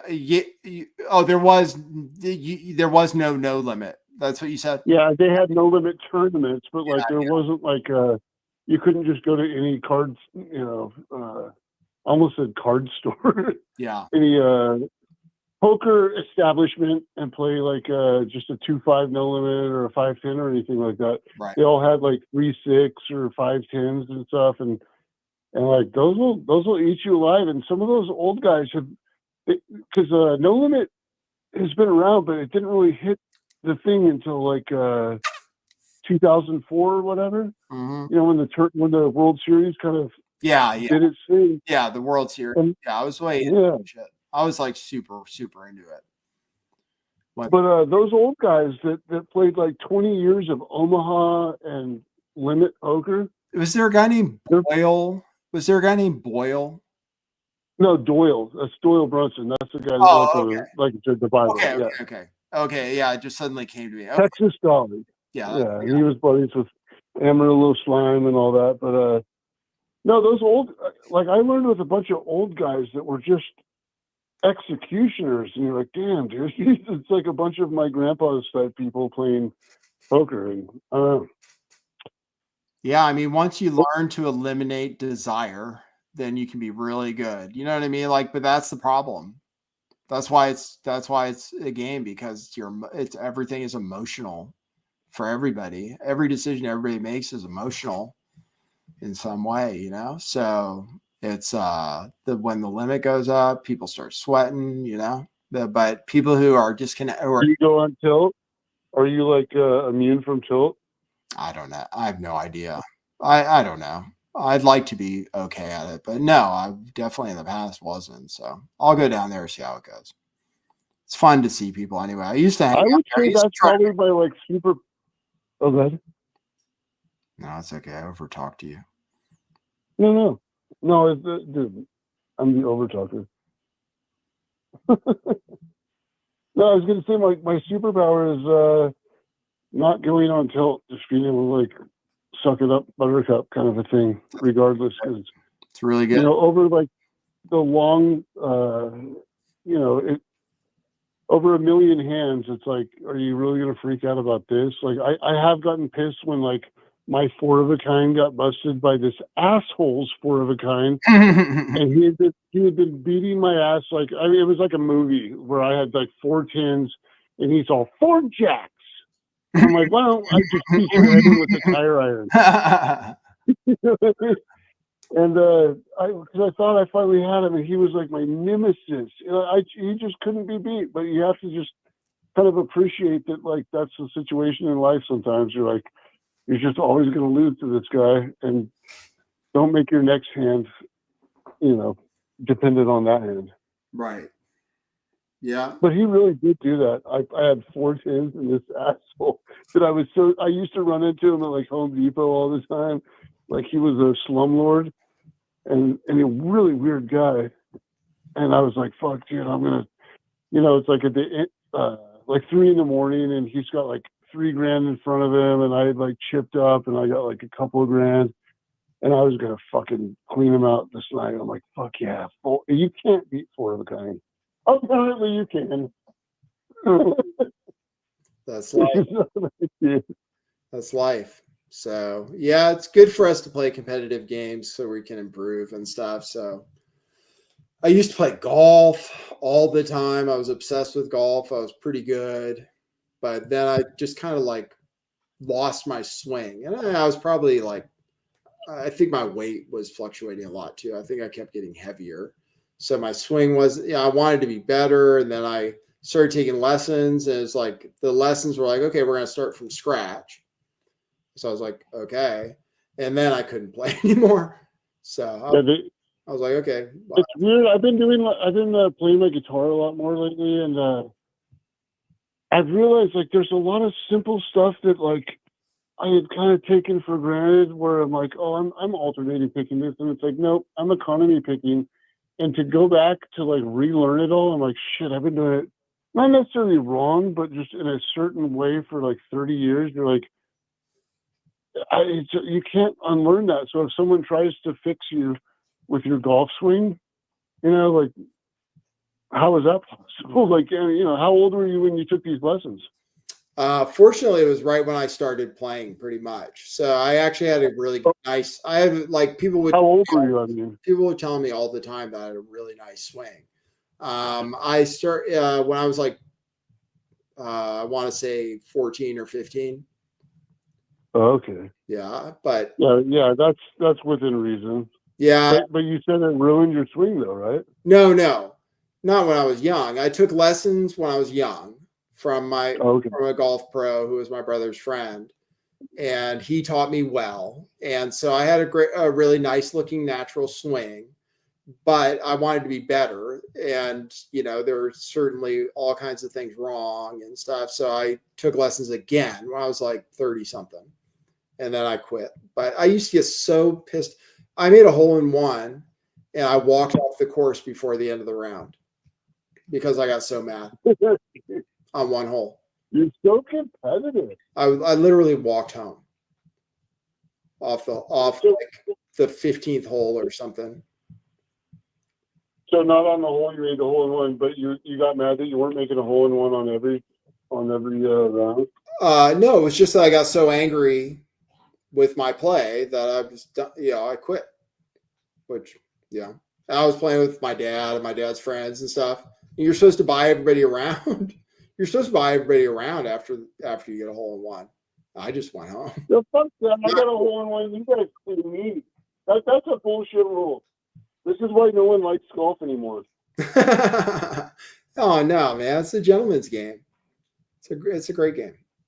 But that's like having to like tip the dealers when you get like a bad beat in poker. The dogs are going crazy again. What did you say it's like? Well, I'll let someone else go in. I just wanted to throw some love your way, Nate. Like you've been streaming some fun stuff lately, and wish you all the best. And I got chicken piccata coming off, so I'll continue watching on the backside. And someone else should call in and like, I like your fucking stories. Let's go. All right, cool. You're the man. You are. Okay. Stop it. You are. No, you're him. Okay. See, he probably would have tried to one-up me. That's a funny thing the kid's saying. That's what kids would tell me at work. You're him. The guys who wash the cars and stuff. I was like, what does that mean? Oh, you're him, dude.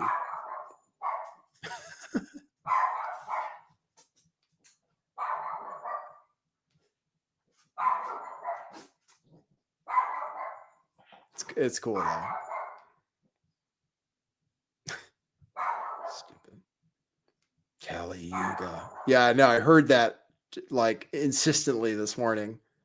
I was the other thing I do is nasal cleanse, sinus cleanse 3 times a day with neti pot. So I was like getting that ready. I just like I heard Kali Yuga. I'm like, okay, fine. Kali Yuga. Cowabunga, bitches.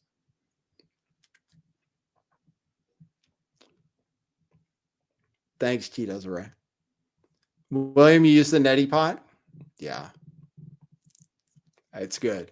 It's because like I feel my sinuses. Anytime I think about it, I can feel my sinuses in my fucking skull.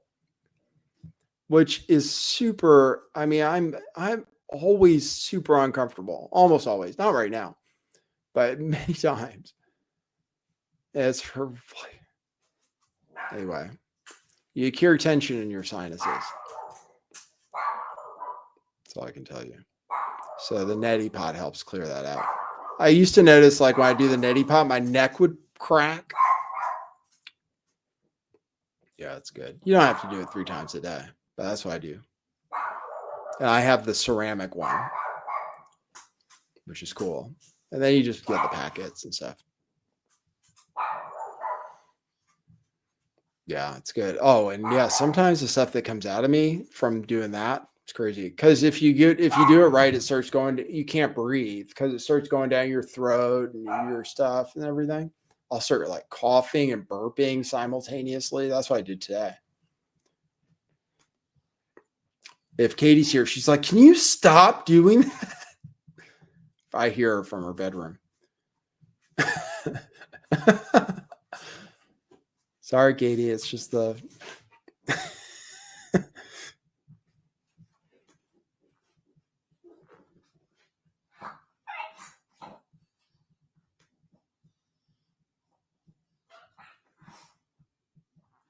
You can get the one you squirt up your nose, but I think the pot is the best.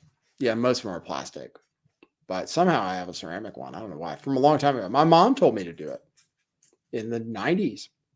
She was already doing it. That's why I have one, I think. That's old school. Probably from her, to be honest.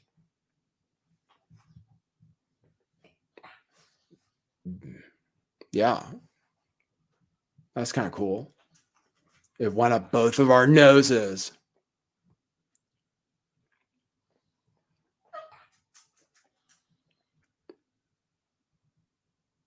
Yeah, but better to do it when you're by yourself if you want to release the appropriate amount of demons.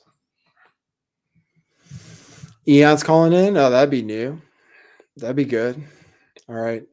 I'll stay live for a bit, but remember, I'm good.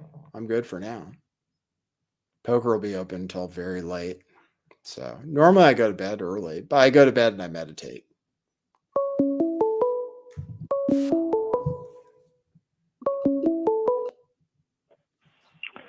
Hey, you're on the air.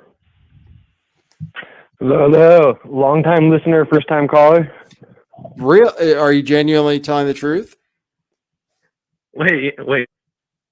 Sure. What's that? I said long time listener, first time caller. I've never called in Wow, that's LTV before. amazing. Wow, that's crazy. No, I thought I sometimes people prank me. That's all. That's cool. Hey, what's your Yeah, I name? remember. What's your name? I haven't. This is Eon, dude. Oh, you idiot! What? Why'd you do that? What did I do? What? Why do you pretend? I didn't pretend anything. They said Eon Will's calling in. I called in. First time, or long time listener, first time caller. I've never called in your show before. Oh, I see. Really interesting. Yeah, you don't know. Yeah, I've never called. Wow. Hello, Eon. Have we been on Hoax Wars show together before? Yeah. I think also one time we were on the Ugly Jews show together for Okay, one of his birthday parties. That makes sense. Okay. Cool. Yeah. Remember the Ugly Dude, man? He was cool. Yeah. Does he not do a show anymore? I don't know. I haven't seen him on anything before, but I don't go on D Live anymore, so I don't know. I feel like I've seen him. Yeah. I know that Amy Lane still does the show. I don't know who that is. You don't remember Amy? She used to be in your chat a lot. Oh, okay. So that's cool. So what got you on all this Bible talking stuff? The Holy Spirit. You just felt like the urge to do it? Yep. Yeah, that's how it went. I thought basically I was searching for a present. It's Katie's birthday tomorrow. And I was searching for a present and just like I've been doing things it like comes to my mind. I search for it and I put in the wrong name for this jewelry place I bought jewelry from before. I just put in the wrong name in my email search looking for like a coupon code or something. And the Book of Enoch came up as the second result from somebody called Carlos Danger on March 22nd. That's crazy. Yeah, right. On March 22nd of whatever year, I can't remember, 2017. I think probably 2017. Yeah, 2017. But then you said in the story, you said I made a mistake. But in like when you look at the universe, it's like, well, did you really make the mistake? Exactly. Or was that supposed? Was that like supposed to happen? I was like, okay, I better read the Book of Enoch. And so I did. And I read that PDF. You read the whole thing? Yeah. Mm-hmm. I made a video. Because I don't think I've ever read it before. Is it a long book? Not particularly. You can read it in a day or two. Okay. I mean, I grew up Catholic, so I read like the whole Bible before, but the Book of Enoch's not in there. So I know it's a travesty. It's the most important book in the Bible, it turns out. Huh. I've read like the Book of Thomas and the Book of Judas before. Thomas. Like the other ones that are missing. Thomas is really good. The Book of Thomas. Yeah, I feel. But like I've seen some of it. Doubting Thomas, right? Doubting Thomas. Yeah, I think they called him Doubting Thomas because because they all had like their own personalities, and actually all the apostles are related to the zodiac signs, and Thomas was like the scientist. He was like the one who was like more of like he was like a scientist. So when people were like, when disciples were like, yo, Jesus came back to me or whatever, he was like, I'm only going to believe that if he comes right in front of me and I'm able to stick my fingers through his palms. Cause I saw him get stabbed in his palms with the nails. So he's like, the only way I'm going to believe that is if I can see him and if I could put my fingers through his palm. That's why I think he got that name. Oh, I thought it was because he doubted Jesus's death. Yeah, well, no, that was it. It was like because people were coming to him saying he resurrected, and he was like, I don't believe you. I need to see it with my own eyes. Right. But I'm saying that he thought that he didn't die. That's what I thought, which is why. And I think that's why he had the thing about wanting to see his resurrection. He wanted proof. He just wanted proof. So he was more like he had like the mind of a scientist, where he's like, I want to do my own experiments, type thing. Makes sense. I mean, I don't think he died. I don't think anybody could have possibly killed him. There's no possible way God would allow that. So he lived. Yeah, I mean, you and I disagree on some of that, and there's a website I've talked about a lot on like different platforms and stuff, which some people think is crazy, but what they explain, because I know the story you're talking about where he went to Kermesh or whatever it is, and he had like a family with Mary Magdalene, right? That's the one. I'm not certain about any of that, but he's buried in Kashmir, yeah, and apparently like he had like a family and whatnot, and the where I got a lot of my spiritual information from. Where I got a lot of my spiritual information from, they said that was like a true story in a parallel universe. So the woman who wrote that book, she was a medium, and she didn't realize she was a medium. So she was tapping into her higher self, and she was getting this story from a parallel universe. So it's technically true, just not on our timeline.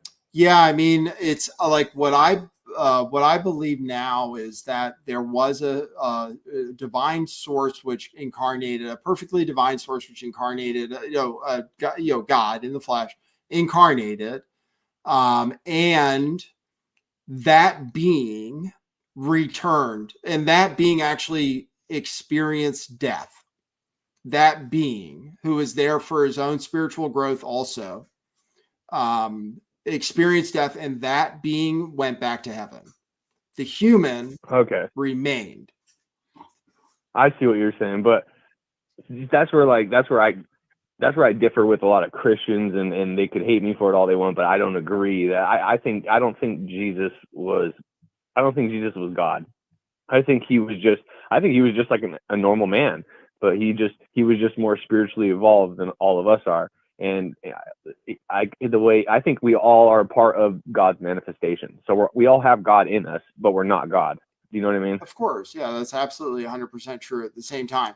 So yeah, you believe in the divinity of the word. Do you believe in the divinity of the word of God? Like when you read the text that's in red, do you? No, not really, because me personally, I think there's a lot of good stuff in the Old Testament, but I completely disregard the whole Old Testament. I'm talking about Jesus Christ. Oh, no. I'm actually only talking about the red text in the Bible. That's the only thing. That's the New Testament? That would be the Jesus's words, Jesus's quoted words.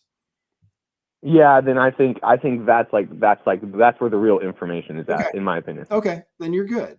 The Muslims don't believe he was, but the Muslims believe that he was channeling a divine source, and that's good.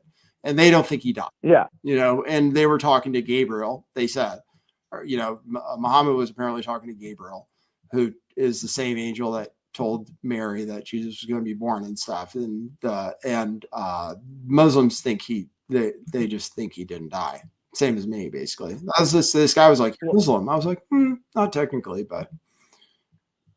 See, this is where my beliefs go into like La La Land, and people think I'm crazy because I believe in aliens, right? And from my experience, from what I've learned is like I think Jesus was on the verge of death and he was about to die. And what happened is when he was in the cave, basically like some extraterrestrials from a different planet who are they're from a planet that's very spiritually evolved. They knew about Jesus and his message, and they knew he was like this incredibly spiritual being. So they're like, oh shoot, we can't let this guy die because he has all this knowledge. So they went in the tomb and they used some technology and they had radiation in it, and that's why we get the Shroud of Turin. So the Shroud of Turin, the reason it has the imprint of Jesus's image on there is because they used this technology to heal him as best they could, and then they brought him over to their planet, and he spent the next give or take 6 months giving messages over there, and he eventually died because it's hard if you're from one planet, it's hard to live for a long time on another planet because your vibration doesn't match that planet's vibration. Of course. That's my belief. Yeah. So I know once I say that, I sound like a crazy one. No, that's what I think happened. That's the same story. We were created by a very advanced alien race. If you want to look at it that way, it's absolutely 100% true. They're called the Pleiadians now by most, but they were human before us. They're humans because they created us, which are in God's image. We are human also. So yeah, there's an advanced race of human aliens, which is the most advanced of all time, and that's correct. You're right.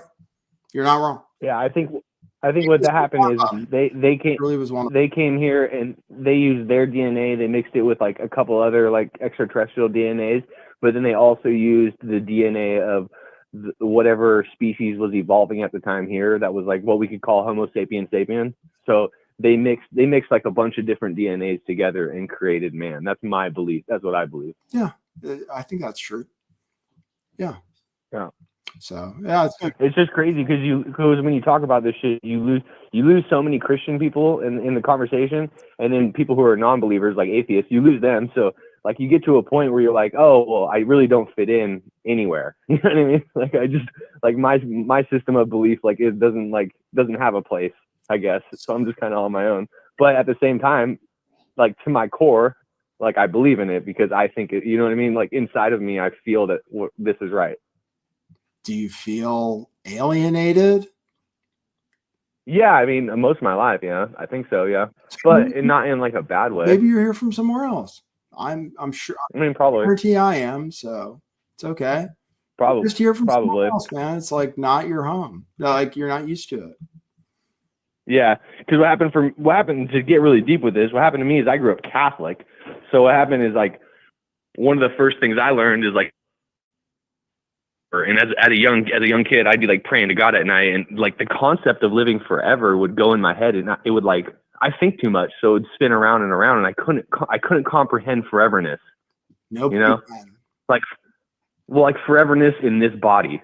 So I think what that did is it had such like an impact on me as a kid. It like really fucked me up, but I don't look at it as in a bad way because it basically like I spent my whole life wanting to research religions and spirituality and find out what works for me. So I basically discovered like reincarnation, and that makes so much more sense to me than what we're taught. Yeah. 100%.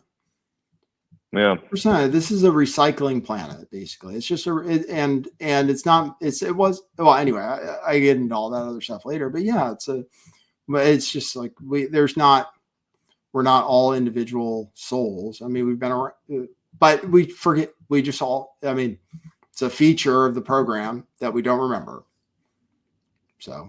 Wait, you said we're not all individual souls. I think we are individual souls. I think you mean we're not individual as in this one lifetime. That's what I mean. It's like we're not. Yeah, okay. It's not like each one of us is created with a new soul. That's what I mean.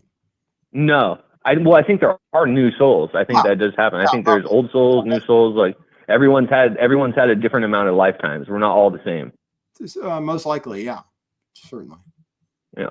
So yeah, because otherwise we'd all be like atoms. So yeah, I mean it makes sense.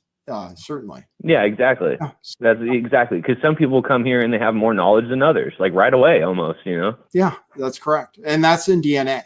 It's it's shown in monarch butterflies. So monarch. Whoa, I never heard that connection. No. Oh yeah, monarch butterflies. They travel for their migration to multiple stops, and they die on the way. And you're from like the central part of California near the coast. Like that's kind of where I grew up too.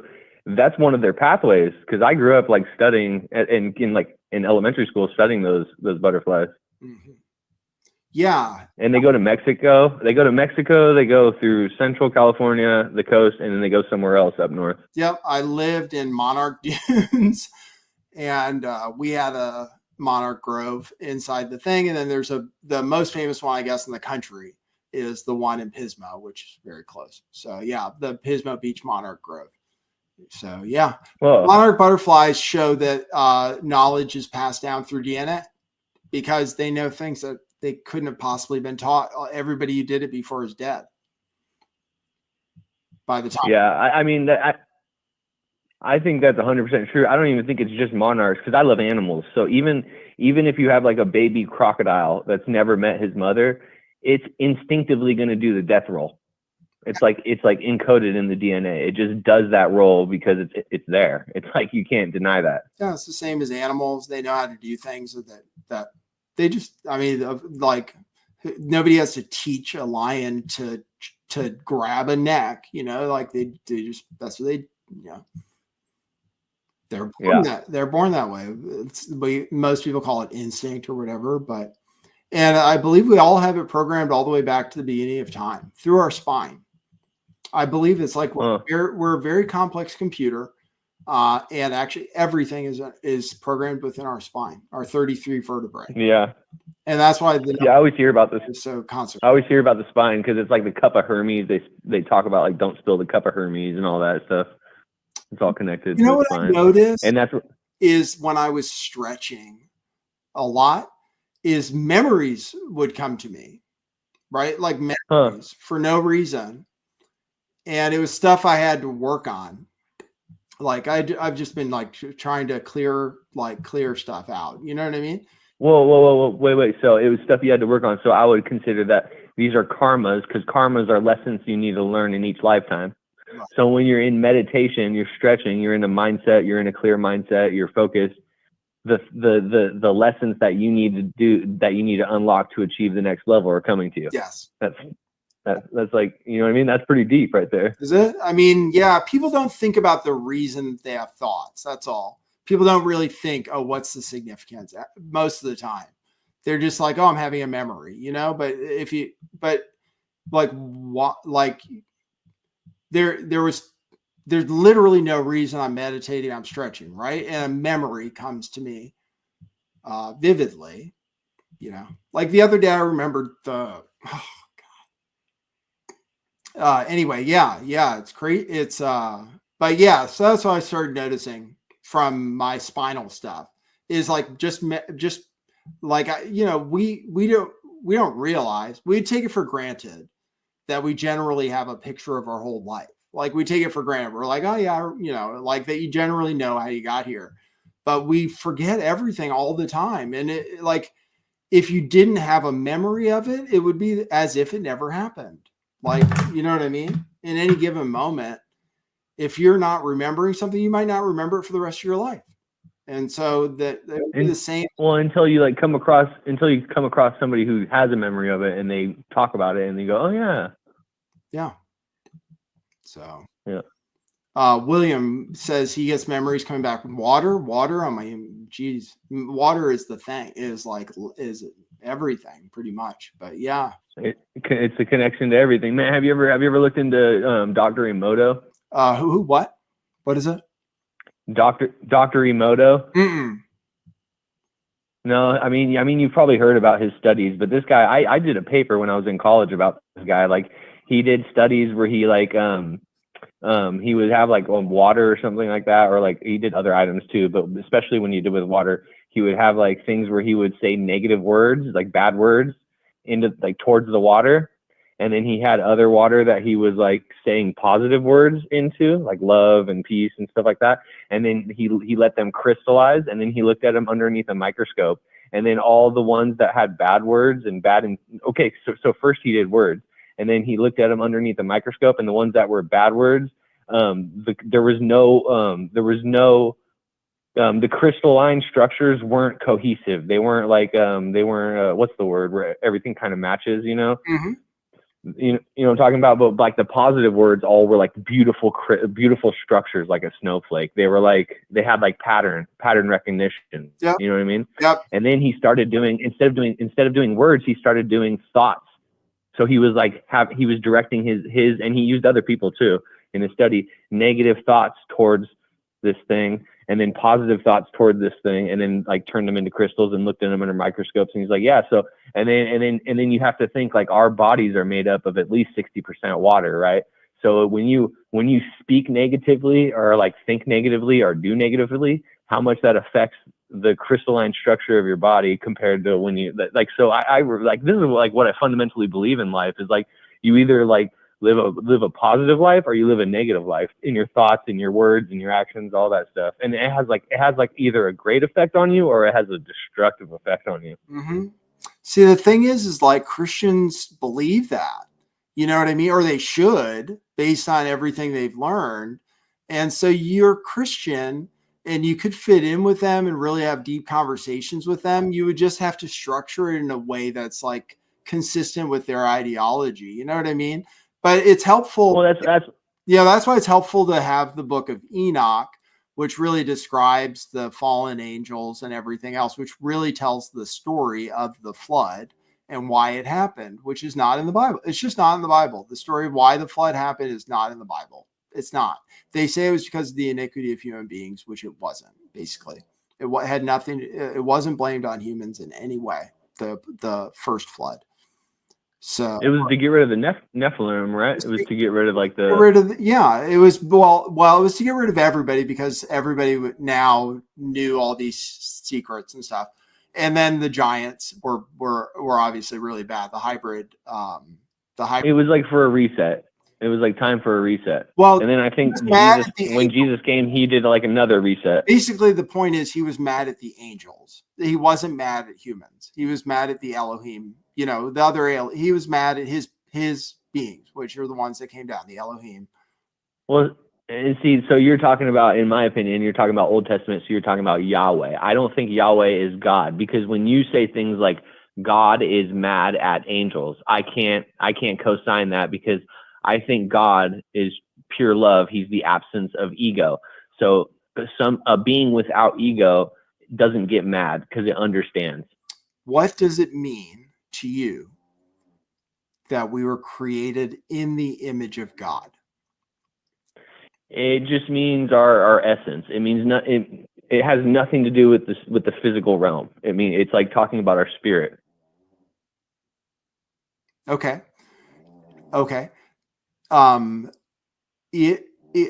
Your spirit is made in the image of God, correct?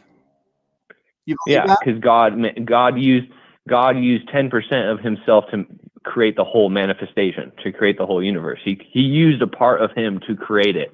So we are a creation. We are part of his creation. So we were created in his image because he himself created us. Okay.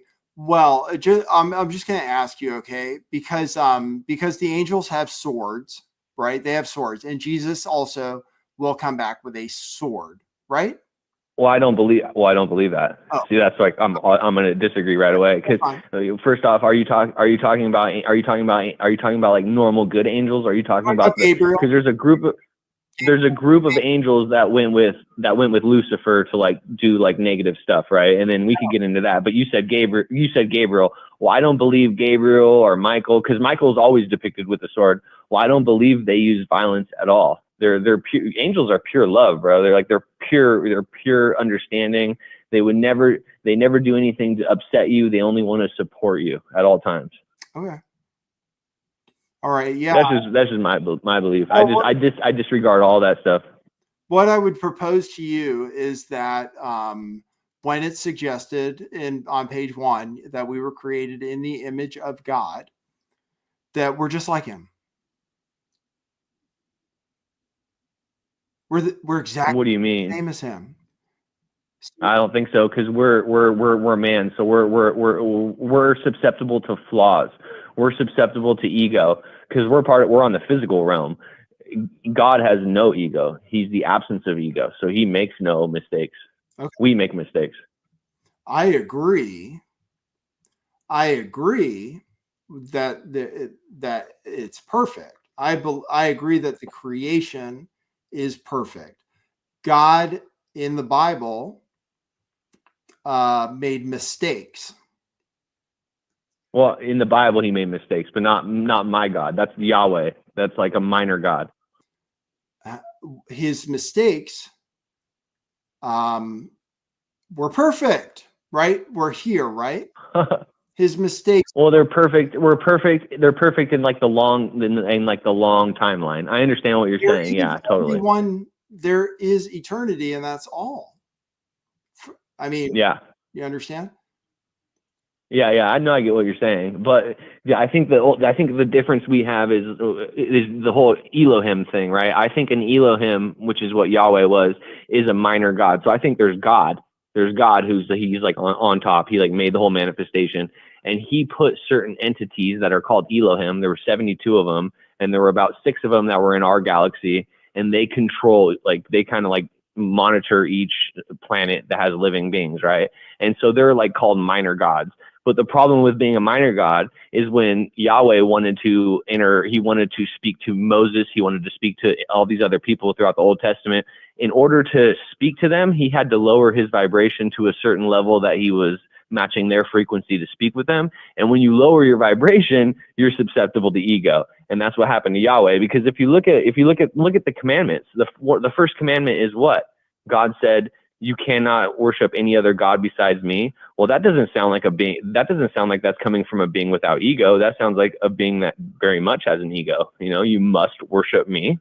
That sounds very egotistical. Mm-hmm. It is. So Yahweh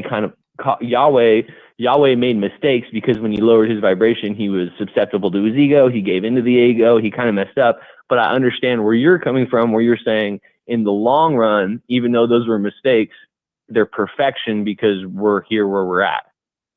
So I get that. Yeah. Yeah. I mean, what I propose to you is that this simulation was designed for spiritual growth. For them, exactly, 100%. For them, not for Who's us. Them? I think it's for us. Okay, well, it happens to be exactly the same thing. It happens to be exactly the same thing, so it's fantastic. It's perfect, but it wasn't. We all, as above, so below. Okay, and if you want Jesus, he said, "On earth as it is in heaven." Okay. Yeah, it's as above, as below. Growth. We all seek spiritual growth, and this simulation is designed for spiritual growth. And if we evolve, God evolves. There are levels. The whole, yeah. When you level up, the whole levels up. So you're constantly trying to level up everyone else. Everyone wants, and they're ready. And you'll eventually level up to the same level as God. And I'm not saying that in an egotistical way. You don't become God or anything like that. We are God. We're part of him. We're part of him. I don't think we are him. Eventually you get to the point. Eventually you get to the point where you get incorporated back into his energy, and that's what the Holy Communion. That's what that means. You commune wholly with God, and that's when you raise your vibration all the way up. Okay. Yeah. Sure. Yeah. Absolutely. But I have a problem with what you said, that we are God. We are God. I think we are a part of him, because there are people that are like Oprah. Oprah heard from a spiritual leader a long time ago. We are God. She heard that message, and she took it in an egotistical way. We're like, oh my God, we are God. We have so much power and this and that. No, dude. Like, you are a part of him. You are not him. Yeah. You can there are many ways to look at it, and you want to look at it the way that's the best for you. I want to look at it the way that doesn't let your ego slip in, because that's what you always have to be on the lookout for. Is your ego always wants to creep in and mess with you. You're not going to get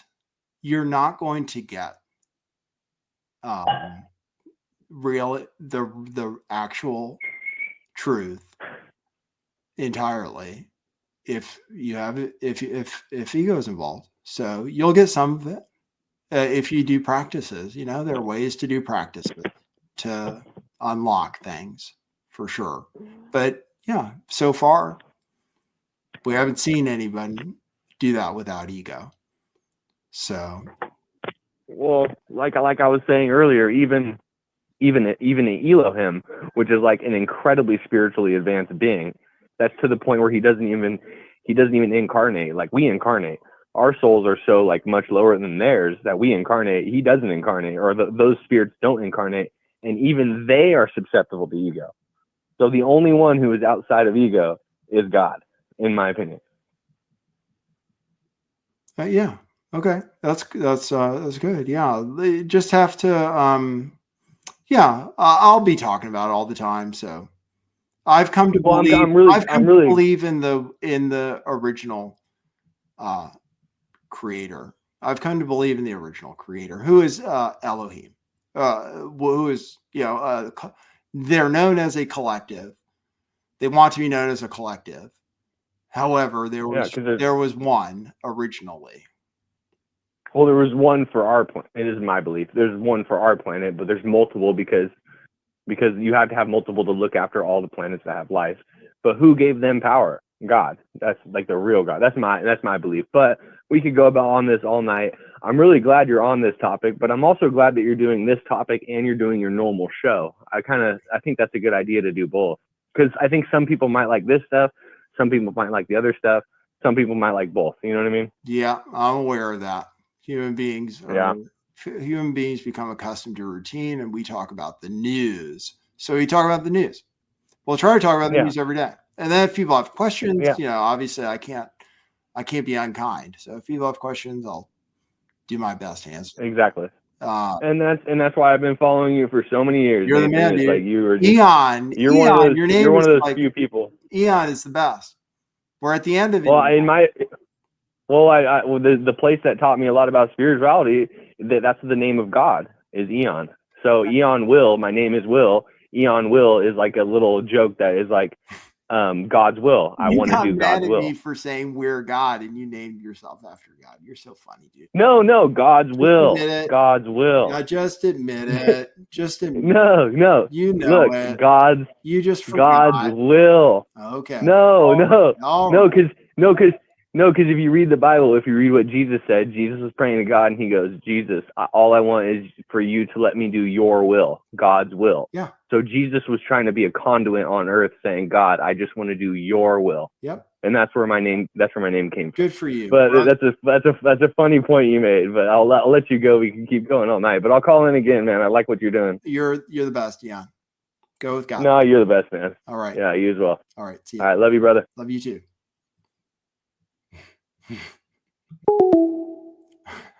I looked up non-duality. I started with non-duality from a quantum physics. A lot of the things in the Bible and stuff, or a lot of the things in sacred text, predicted things we would find out later in quantum physics, like a lot of it. So there were great mysteries revealed from the beginning. It's just, it took us a long time to understand from a scientific view. Non-duality has been proven by science. Hey, you're on the air. Hey, Nathan. Hey. I was hoping you might want to talk about angels, swords, and stuff like that. Okay, that's fine. I'm here as a conduit. So I'm here to facilitate conversations. So I'm happy to talk to you. What's up? So the famous one that we often hear about is there was a type of angel guarding the entrance of the Garden of Eden. And I can't recall what kind of angel that was. A seraphim? Yeah, maybe it was a seraphim with a flaming sword. I think they're called. I think sometimes seraphims and the other little guys are the ones that don't sleep. In Enoch, they talk about ones that don't sleep. So those are probably the ones. The Phantom. They're like a bunch of eyes. Yeah, maybe that was it. Yeah.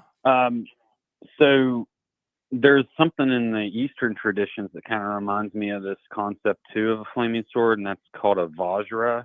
A Vajra. I had a conversation. That was with me. Oh, yeah. This is Branch. Branch, dude. Oh, yeah. Okay. Please identify yourself. Talking to you about it. I'm so sorry. I didn't think to mention it. I'll know your phone number next time, so it's all good. But yeah, I think in the Eastern traditions, that's kind of how it manifests. And I've been doing some thinking about how they were used by the angels or the Anunnaki or whatever, while they were here terraforming the earth. I think they were using things like that. So I suppose that when wielded, they would use, I think they're called bijas, like syllables, different words, essentially incantations. So you'd say these things, and while you were holding it, it would, maybe have a discharge or cause stones to levitate. Like they could do different things with it depending on the words that they paired with them. Mm-hmm.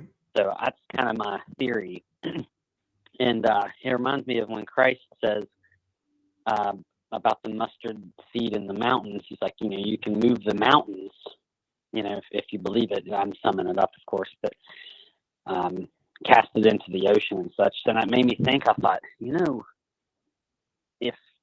if these Vajras were capable of that, then that just made me wonder. Maybe faith was like a necessary component, to operate these things. It's almost like a fail-safe. If somebody went on the dark path or whatever, their weapon would just like deactivate. They wouldn't be able to use it. Right. Yeah. You could only use it in service Star to Wars. God, Star Wars is Star Wars is a good, and it's a good analogy for the Force. Yeah, man. It's very good. So. And there's a lot of different varieties of divine weaponry in like the Hindu tales, and they call them like Astra, basically like space weapons or star weapons, or crazy things like that. And in some stories, they were made in like volcanoes. So anyway, it's just a really interesting topic. But I think some of the ideas that we're seeing, happen now are not necessarily new either. So I have to wonder, like, sometimes if these technologies that we're seeing now maybe have existed before, like these phones and tablets. You sometimes see the Anunnaki like holding styluses and tablets and stuff, and it just makes me wonder. It's like, man, are we just reliving what's already happened in some other fashion or form? And that's the whole concept of the Kali Yuga, right? Is that there's like these repeating cycles of time. Yeah. And what really blew my mind is learning about like the Sumerian accounts of how they had supervisors for the earth, like overseeing the construction or the terraforming or whatever. And some of these people existed for, I think, what they call a scar. Some of them were, multiple scars, which is like over 1,000 years. It's like, my goodness, like, what is the true history of this planet that we don't really understand, Just really boggles my mind. Because apparently there was a class of creatures called the Agigi prior to humans. And I guess they were kind of like a more stalwart and capable race. But because of their stature, they were also more formidable. And, I think there was like a rebellion of sorts or something in the historical accounts. And humans, however, were more diminutive. And so although we were made in the image of God, we're far smaller. And I think that whatever God is probably much, much larger, of course. So that's just a theory I have. But and some classes of angels, like there are humanoid angels, as well as the Ophanim and the Seraphim, which were snake-like. Then you had bird type. You had eagle, lion, ox. And in Persia, you got those huge statues of the winged oxen and the Lamashtu, I think. Basically, they like guarded the temples. So I think a lot of those things probably did really exist. And the flaming sword kind of goes along with all that, It's like you said, Star Wars. It makes me think of the lightsaber. Well, if you really got me excited with that topic. If you think about, I was just thinking about, I'm convinced that the story, that the Bible, like that much of the Bible is actually true. However, it's at the same time, it's a metaphor. It's actually true. And at the same time, it's a metaphor. So it seems as if the Great Flood occurred about 12,000 years ago in this timeline, basically, right? That's what it seems like. And it was after the pyramids and the Sphinx and all this stuff was built that we don't understand. I mean, I feel you. It's like contemporary. Let's just say, okay, so let's say, like, I was thinking about the pyramids and I was thinking about channeling spirit and like, what if everybody could do it? And I thought about how a woman, if their kid is trapped under a car, can lift it, right? Don't we have that documented? Like, that's a true thing, right? Oh yeah, yeah, I've heard many. And they would never, ever, in any other circumstance, be able to lift it ever. It's only because of that. Like, that's the only way they could possibly ever do that, no matter how much they trained, no matter how much they did anything else. It's literally impossible for them to do it, basically. So what I imagined was, well, what if people could just channel that? I mean, then maybe they could just lift the stones themselves. Do you know what I mean? Well, yeah, but see, they're doing that for only a moment though, whereas hauling around the stones would be a long, arduous labor. I'm just saying, what if they're able to channel that on demand? That's all. Well, I do think that that's possible. Yeah. Yeah, I mean, it's just that we have limits on our structure. We have physically. Yes, but we break them sometimes. That's all. And in fact, our bodies can exceed our limits. Exactly. It's just that psychologically, it'll place a limit on you to prevent damage. And so what happens in that moment, I think, is that the mind is bypassing its like self-preservation mechanism that would normally place those limits on you. It's kind of like when you watch like Evangelion and the Evas like push themselves past the limits, like them ripping their arms off and stuff, but they did win the battle, or whatever. And so it's kind of like that where, yeah, maybe they'll disable themselves for the rest of their life, but they got the car off the kid, Yeah, but I haven't heard any cases where someone was injured as a result of that either. It seems to me it's possible without injuring yourself at all. It is indeed quite possible. So, I mean, I'm not trying to discount it because I do love miracle stories. I'm just saying, like, I don't know if it could be sustained for a long period of time to move stones is all I'm really saying. Yeah, sure. Because I think that really that was what the giants were kind of well suited for. For them, it wasn't even a big deal. Yeah. For us, like, how did that happen? Well, we could just speculate and say, okay, this stuff, like a lot of this stuff, like it would be almost impossible for us to do now. Many of the things, including the pyramids, in terms of the symmetry and all of the different aspects of it, we would be able to do it, but it would take very, very, very, very advanced tools, which we know did not exist. It would require those. It would require those tools. We only found the tools to measure how perfect the pyramids were in the 60s. We only found the tools that could measure it to the perfection that it is. So, in any case, let's say that human beings were doing this before the flood. Let's say, I mean, that's what's in the Bible. That's what supposedly was happening before the flood. Is people were using sorcery. People were because the angels told them about sorcery. Right. There's a lot of slave labor. In the story of Solomon building the first temple, he did in fact conscript the fallen angel spirits to do the work. And they were indeed spirits in some cases that were doing the labor too. So it wasn't as if they were in corporeal form. It's plainly stated that he had to actually send out emissaries with specific instructions of where to find certain spirits. And along the way, like on the return home, they would be finding treasure under the ground and all sorts of stuff, and like it was just a very wild story.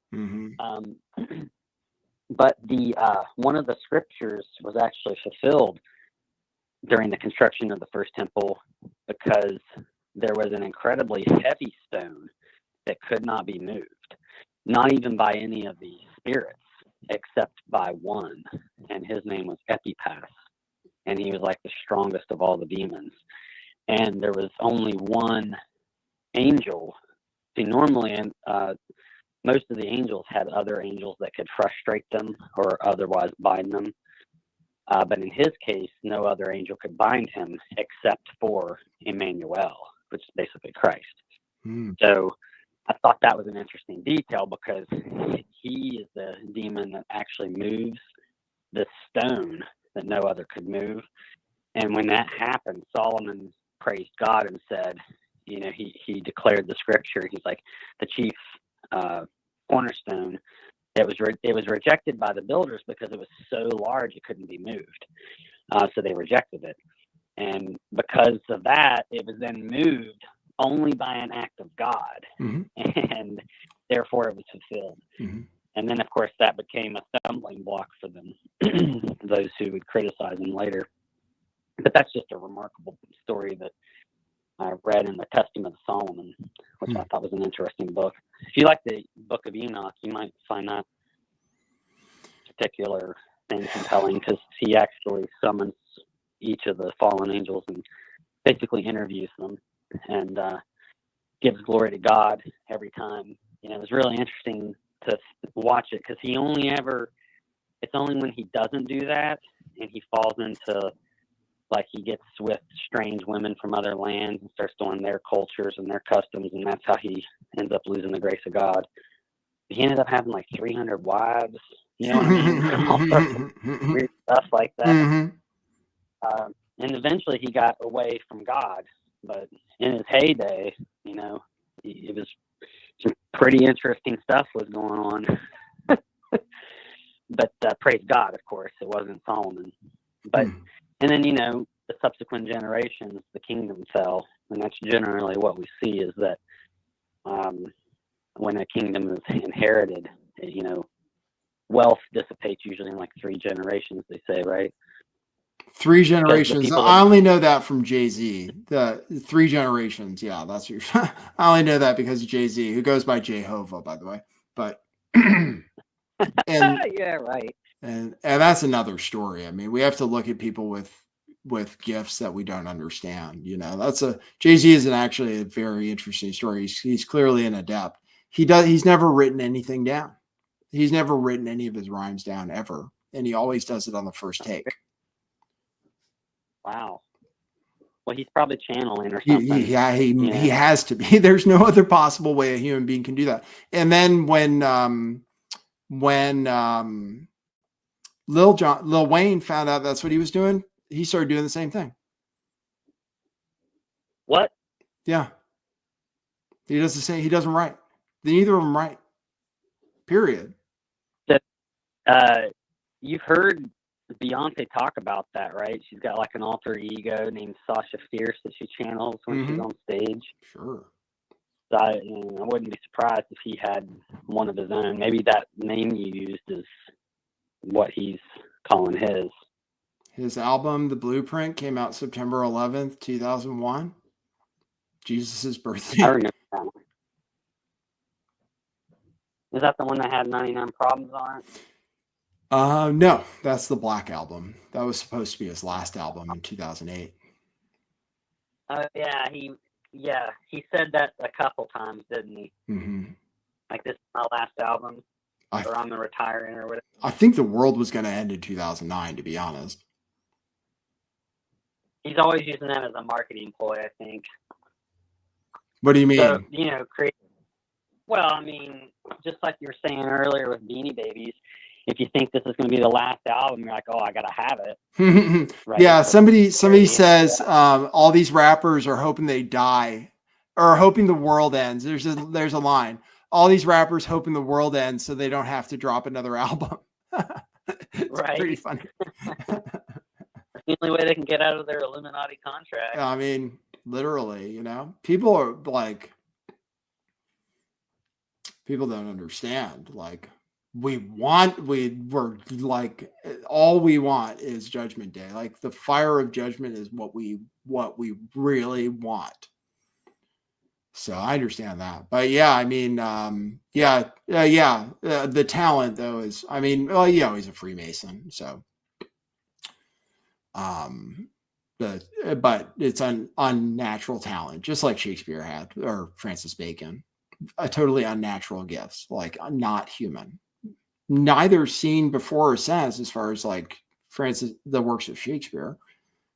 They say he had a 10,000 word vocabulary. He made up like half the English language. I mean, that's exaggerating, but he made up so many words. He made up so many things we say all the time. I wonder what some of the words he's most famous for are. Do you recall? Yeah, I'll tell you. I mean, it's like, it's so funny. Here, I'll just ask, I'll ask Grog. I'll tell you some of them. I remember back when I was studying that topic, he has like a cipher, well, probably even a few of them actually, that kind of go along with his work, right? Like there's a Baconian cipher.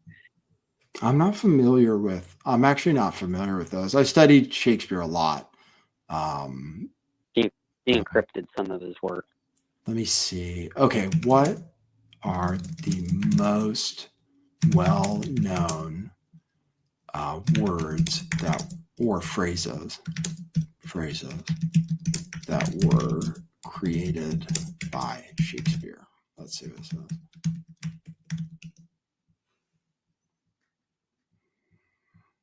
Assassination, bedazzled, cold-blooded, eyeball, fashionable, lonely, swagger, uncomfortable. Those were all the first appearance of those words in the English language. Swagger? Interesting. Phrases: break the ice, wild goose chase, the world's my oyster, green-eyed monster, all that glitters is not gold, wear my heart upon my sleeve, a pound of flesh, too much of a good thing. A pound of flesh, didn't that come from the Bible? I guess not. I guess it didn't. So I think that it must not have. Yeah. It must not have. A pound of flesh, too much of a good thing. I thought that was Ben Franklin. Maybe he was borrowing it. Yeah, so apparently it was the spirit of Saint Germain, the ascended master Saint Germain. So that's what they say. I've heard about that guy. Yeah, he's very prominent. He's given a lot of apparently a lot of people. The I Am teachings are from Saint Germain. This guy Ballard met him on Mount Shasta in 1930 and gave him the I Am teachings, which actually is like which is a little bit of what theosophy is based on, which is what the United Nations was based on, and the One World. Yeah. And all that. Jiddu Krishnamurti and Madame Blavatsky. Yeah. And Alice Bailey. She wrote the Aquarian Conspiracy, I think. Mm-hmm. Yeah, and they were talking about the sixth epoch, which is they predicted like when all the races on the earth would start mixing together, and their goal was to create like a new genetic hybrid of all the races, and it basically was advancing toward the one world religion, language, and all that. Like, what do you think the language will be? Will it be English or some form of? It appears that English will become the universal language. It appears that way. They say that's going to be the language for computer programming, is English. So I imagine it'll be universal.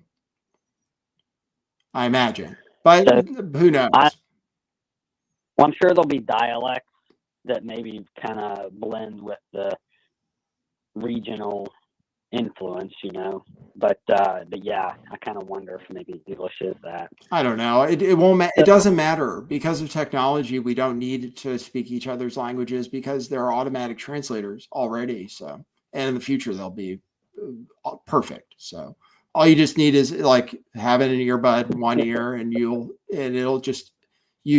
it's just like Star Trek. It's the same as Star Trek. Universal translator. I just keep thinking it's going to be like Idiocracy, though, because language is going to probably diminish. I mean, I see commercials for it. on Twitter. I see commercials for it where they're like somebody's talking in Spanish, somebody's talking in English, and they're just having a conversation with each other because they have in these they have in some kind of earbuds. So Now that is cool. I like great, that, but it does fantastic. seem like God. Well, but at the same time, though, I can kind of see where that makes God upset, because remember when the Tower of Babel incident occurred, like one of the limitations that were placed on humans, not only were we made diminutive, but then even diminutive united, we were still somehow a problem, right? And so he's like, well, let's limit them further. We were given, and, we were separated so that we would seek to become one again. That's all. It's just that, So like from the beginning, we didn't know anything except what came to us naturally. In the beginning, that was it. We were an animal based. We were the same as animals, basically. We just didn't think at all. So that was the rules from the beginning, but now it's like things have evolved over time. Like we're allowed to know, obviously, like over time, the fallen angels basically have been proven correct just over a much longer time period, is that we can handle the information which was forbidden about stuff, like technology. So now, however, there are problems, which is why this Earth, the end of this Earth is imminent. As far as like on a cosmic scale, I can't say it, but you said there wasn't anything wrong with it, but then admit that why the world's ending. Well, I'm saying it's like, well, it might be the same. I'm sorry. Well, it is the same. It's the same, but we're promised a new heaven and a new earth. So that's all. Right. Yeah, I feel you, man. I just thought it was kind of paradoxical. Yeah, it is. It really is. But basically, it's like, oh, there are enough people here. I mean, like the good ones get to move on. That's all. So the good ones live and remember it. The good ones live. That's how God set it up from the beginning. Do as I say and you live. That's it. Like, do as I say or I'll kill you. Adam and Eve. Exactly. Otherwise, you live forever. So, well, and that was the purpose of that angel. So, had they tried to re-enter, I guess that would have been the purpose of the flaming sword, right? It would be to ward them away, or menace them, or was it omnidirectional? Like what the whole nature of that just is interesting to me. Is that creature still here somewhere, standing guard over the door to Eden? Like what is it, eternal? Like what happened to it? It just never gets mentioned again. So yeah, but and in the garden it's interesting. In the garden there was the tree of life. The tree of life is in the garden. So, and they don't really talk about it much. They just say the tree of life, and there is no forbidden. It's not forbidden to eat from the tree of life. That's correct. Which is, I guess, the word of God. Why they had to get banished is because they died because of what they did, because they disobeyed God. Which is true of all of us. So, well, the tree of life represents the word of God. And then the tree of knowledge and good and evil represents like personal experience or death. So we relied instead upon the word of God. They chose instead to have that personal experience, and it created the divide between God's word and us. So, and then what's kind of interesting is what you were mentioning earlier about the angels. The theory basically behind some of the theosophical teachings, maybe, or the Kabbalah and some of those other things, is that at some point the fallen angels were trying to rectify the fall and bring man back into harmony. And so some of them did have good intentions, apparently, and they were trying to elevate humanity. Yeah, so I'd say like agriculture and stuff like that. We fell into that category. How to build canals and that sort of thing, like just staying alive. Like clearly it was a struggle, I'm sure. But then there came the other things too, like perfume, like you mentioned time before, and makeup, because that was not, it wasn't chaste, like it had other intentions and stuff behind it. Pride and things like that were kind of infused into it more so. It was used for seduction, etc., prostitution, and so on and so forth. And then, even some of the good things, though, like herbalism, medicine. Yes, they were taught. That's what people were taught, is about herbs, right? And that's seen as like a form of liberation nowadays against the pharmaceutical industry. So, but that was still taught to us by the fallen angels. So it's like, really everything's a sin, except what came straight from the mouth of God. So, that's what represents the tree of life, essentially. So the more we eat from the tree of life, the more we have life abundantly. Mm-hmm. Which is basically what Christ was teaching. I mean, he was the Word, right? So he was the tree of life himself.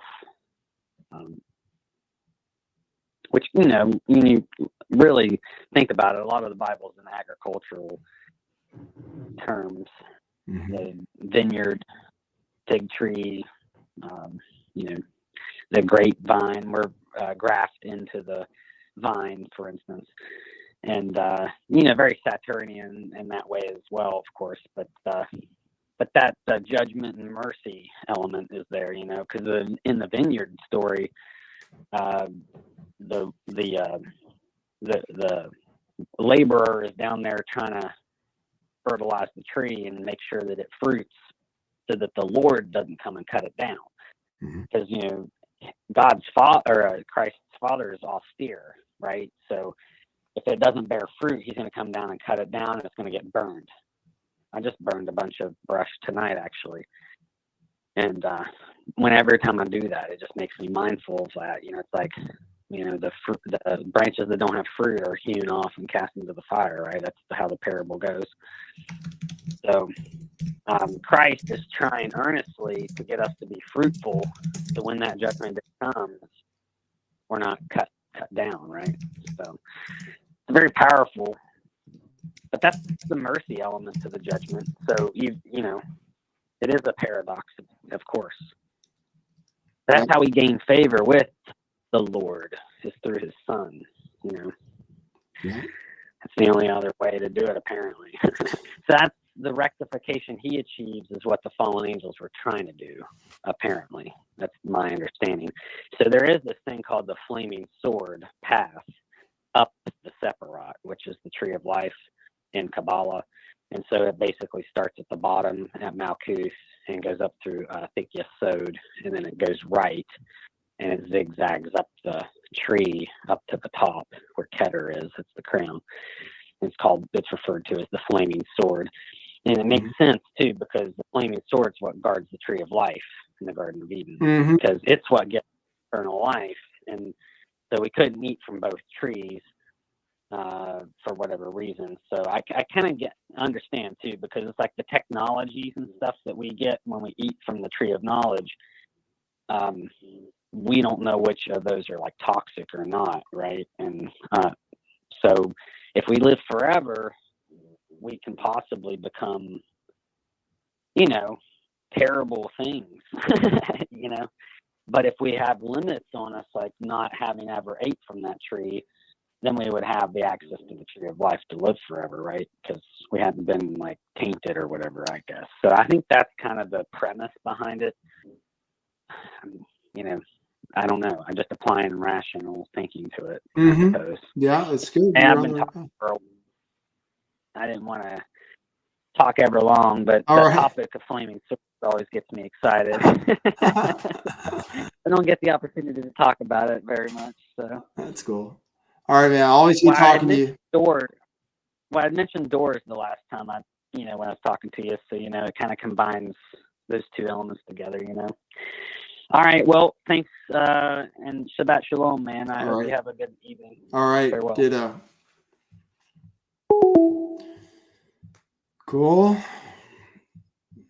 We're still good. What are my requirements? I must give eye drops to Sumi, food, make sure everybody has food. And then, they go outside and pee. That's very simple. And then I can go straight to the card room. And I can eat something there if I feel like eating. So that sounds good. So I'm good. I'm good for, I can, oh, Top Feed says I should drink some water. Yeah, I didn't bring any in here with me. Someone said something very nice a while back. I just very much appreciate it. Oh, Laura, thank you. Laura said, Nathan, I just love that you have been doing these biblical type videos. My family, myself, and my dad especially have really enjoyed tuning in. You're quite knowledgeable. I could take no credit, but thank you. It's just like most Steph says, if you see goodness from me, then that's from God, and I have nothing to do with it. If you see mistakes or anything else, that's me. So if you see goodness from me, though, I can't take credit. I have no knowledge that I'm looking at things with new eyes. I've read Enoch before. I didn't understand it. I read it this time. I understood it. That's all. It's just different. So now I don't know, just different. That's all. So I appreciate it. That's fantastic. It's awesome if the whole family can listen to me. I'm very profane sometimes. And I say things that are actually like blasphemous and other things too. Okay. Gotta relax. Just have to remember to relax. Flame really helps. A flame really helps. If I look at a flame, I immediately, if something happens to me,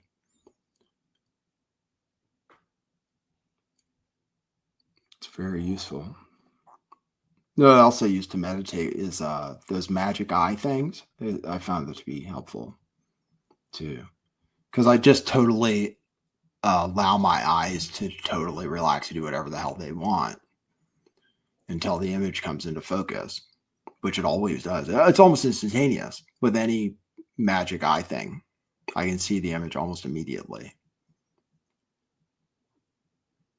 But then you have to hold it. You have to hold it while you're meditating. And sometimes some thought comes in or something comes in and the image suddenly is gone. So it takes effort. So I started doing that because I noticed my eyes I just noticed I'd be driving or something and my eyes would relax and I'd have double vision, which is fine, whatever. All right. Anybody else? Oh, I have something really funny I saw today about non-duality. I might play that sometime. And I'd love to do a morning. That sounds really good, actually. A morning radio show where I can play music for real without anything, which is available on Amazon. I just need literally one listener, but I need the one listener from the beginning because otherwise it's annoying. They just cut you off. It's like an Amazon app. What the hell is it called? I can't remember. I'll have to find it again, but maybe I'll do a morning radio show, which is cool because I can just walk around or whatever, listen to music.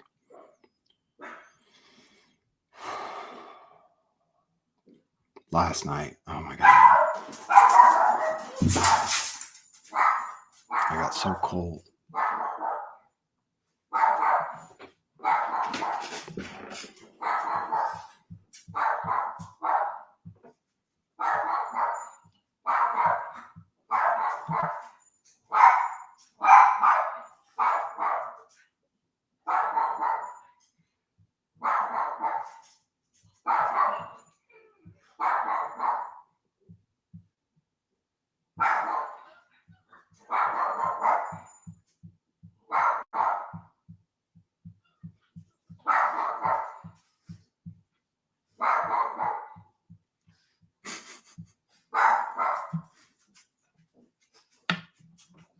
There's I do use cannabis, which was forbidden until the end, which means we're here.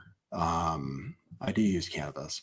But anyway, I just found out about this strain called God's Gift, which is my name, actually, which is in Hebrew, which is cool. Well, actually, Nathanael is gift from God, or God's gift from God. Nathan just means gift. But I thought it was cool. There's a strain of cannabis called God's Gift, and it's really good. Oh, I like indica. That's all. I like indica. I like that one. Wedding cake, cookies. What are my favorites? When I was really high on cookies, that was one of the first times I had like a revelation about human behavior, because there was this crazy person living with me. It's crazy. And I learned why they're crazy. Suddenly, and I started laughing hysterically. Cookies. Girl Scout cookies, they used to call them.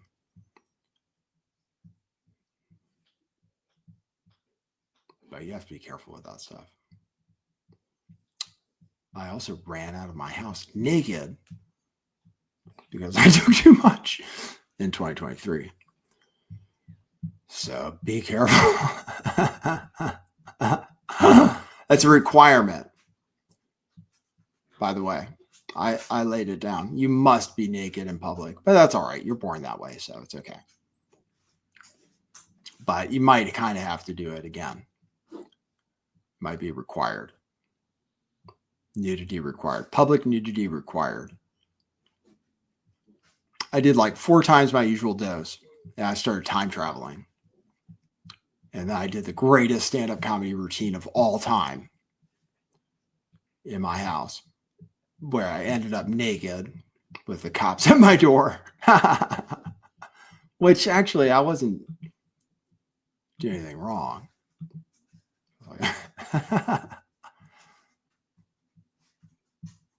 Yeah, that was crazy.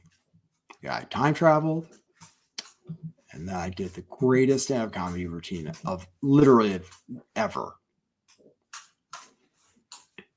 Yeah, I was fully nude at the end.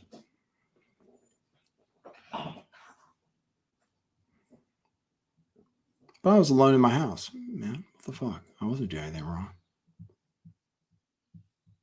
But you got to be careful.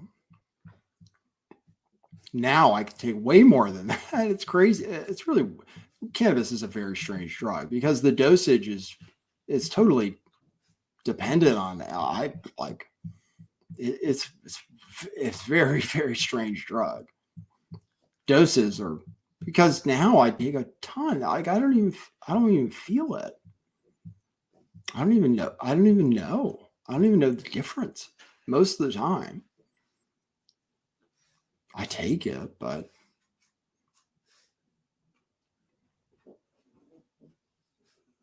I mean, I don't want to take like too much. Anyway, it's stupid to take too much of anything.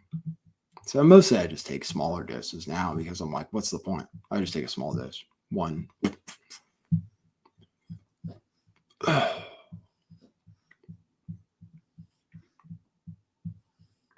252. All right, guys, you're done. You're cut off. Thanks for drinking at the Tro of Lift the Veil. May you never be thirsty again. Or no, may you be thirsty for this information forever, because I'm going to do the show every day. As far as I know. I have no idea, though. As the spirit moves me, it's possible that there will be a show every day for a long time. So I hope that's okay.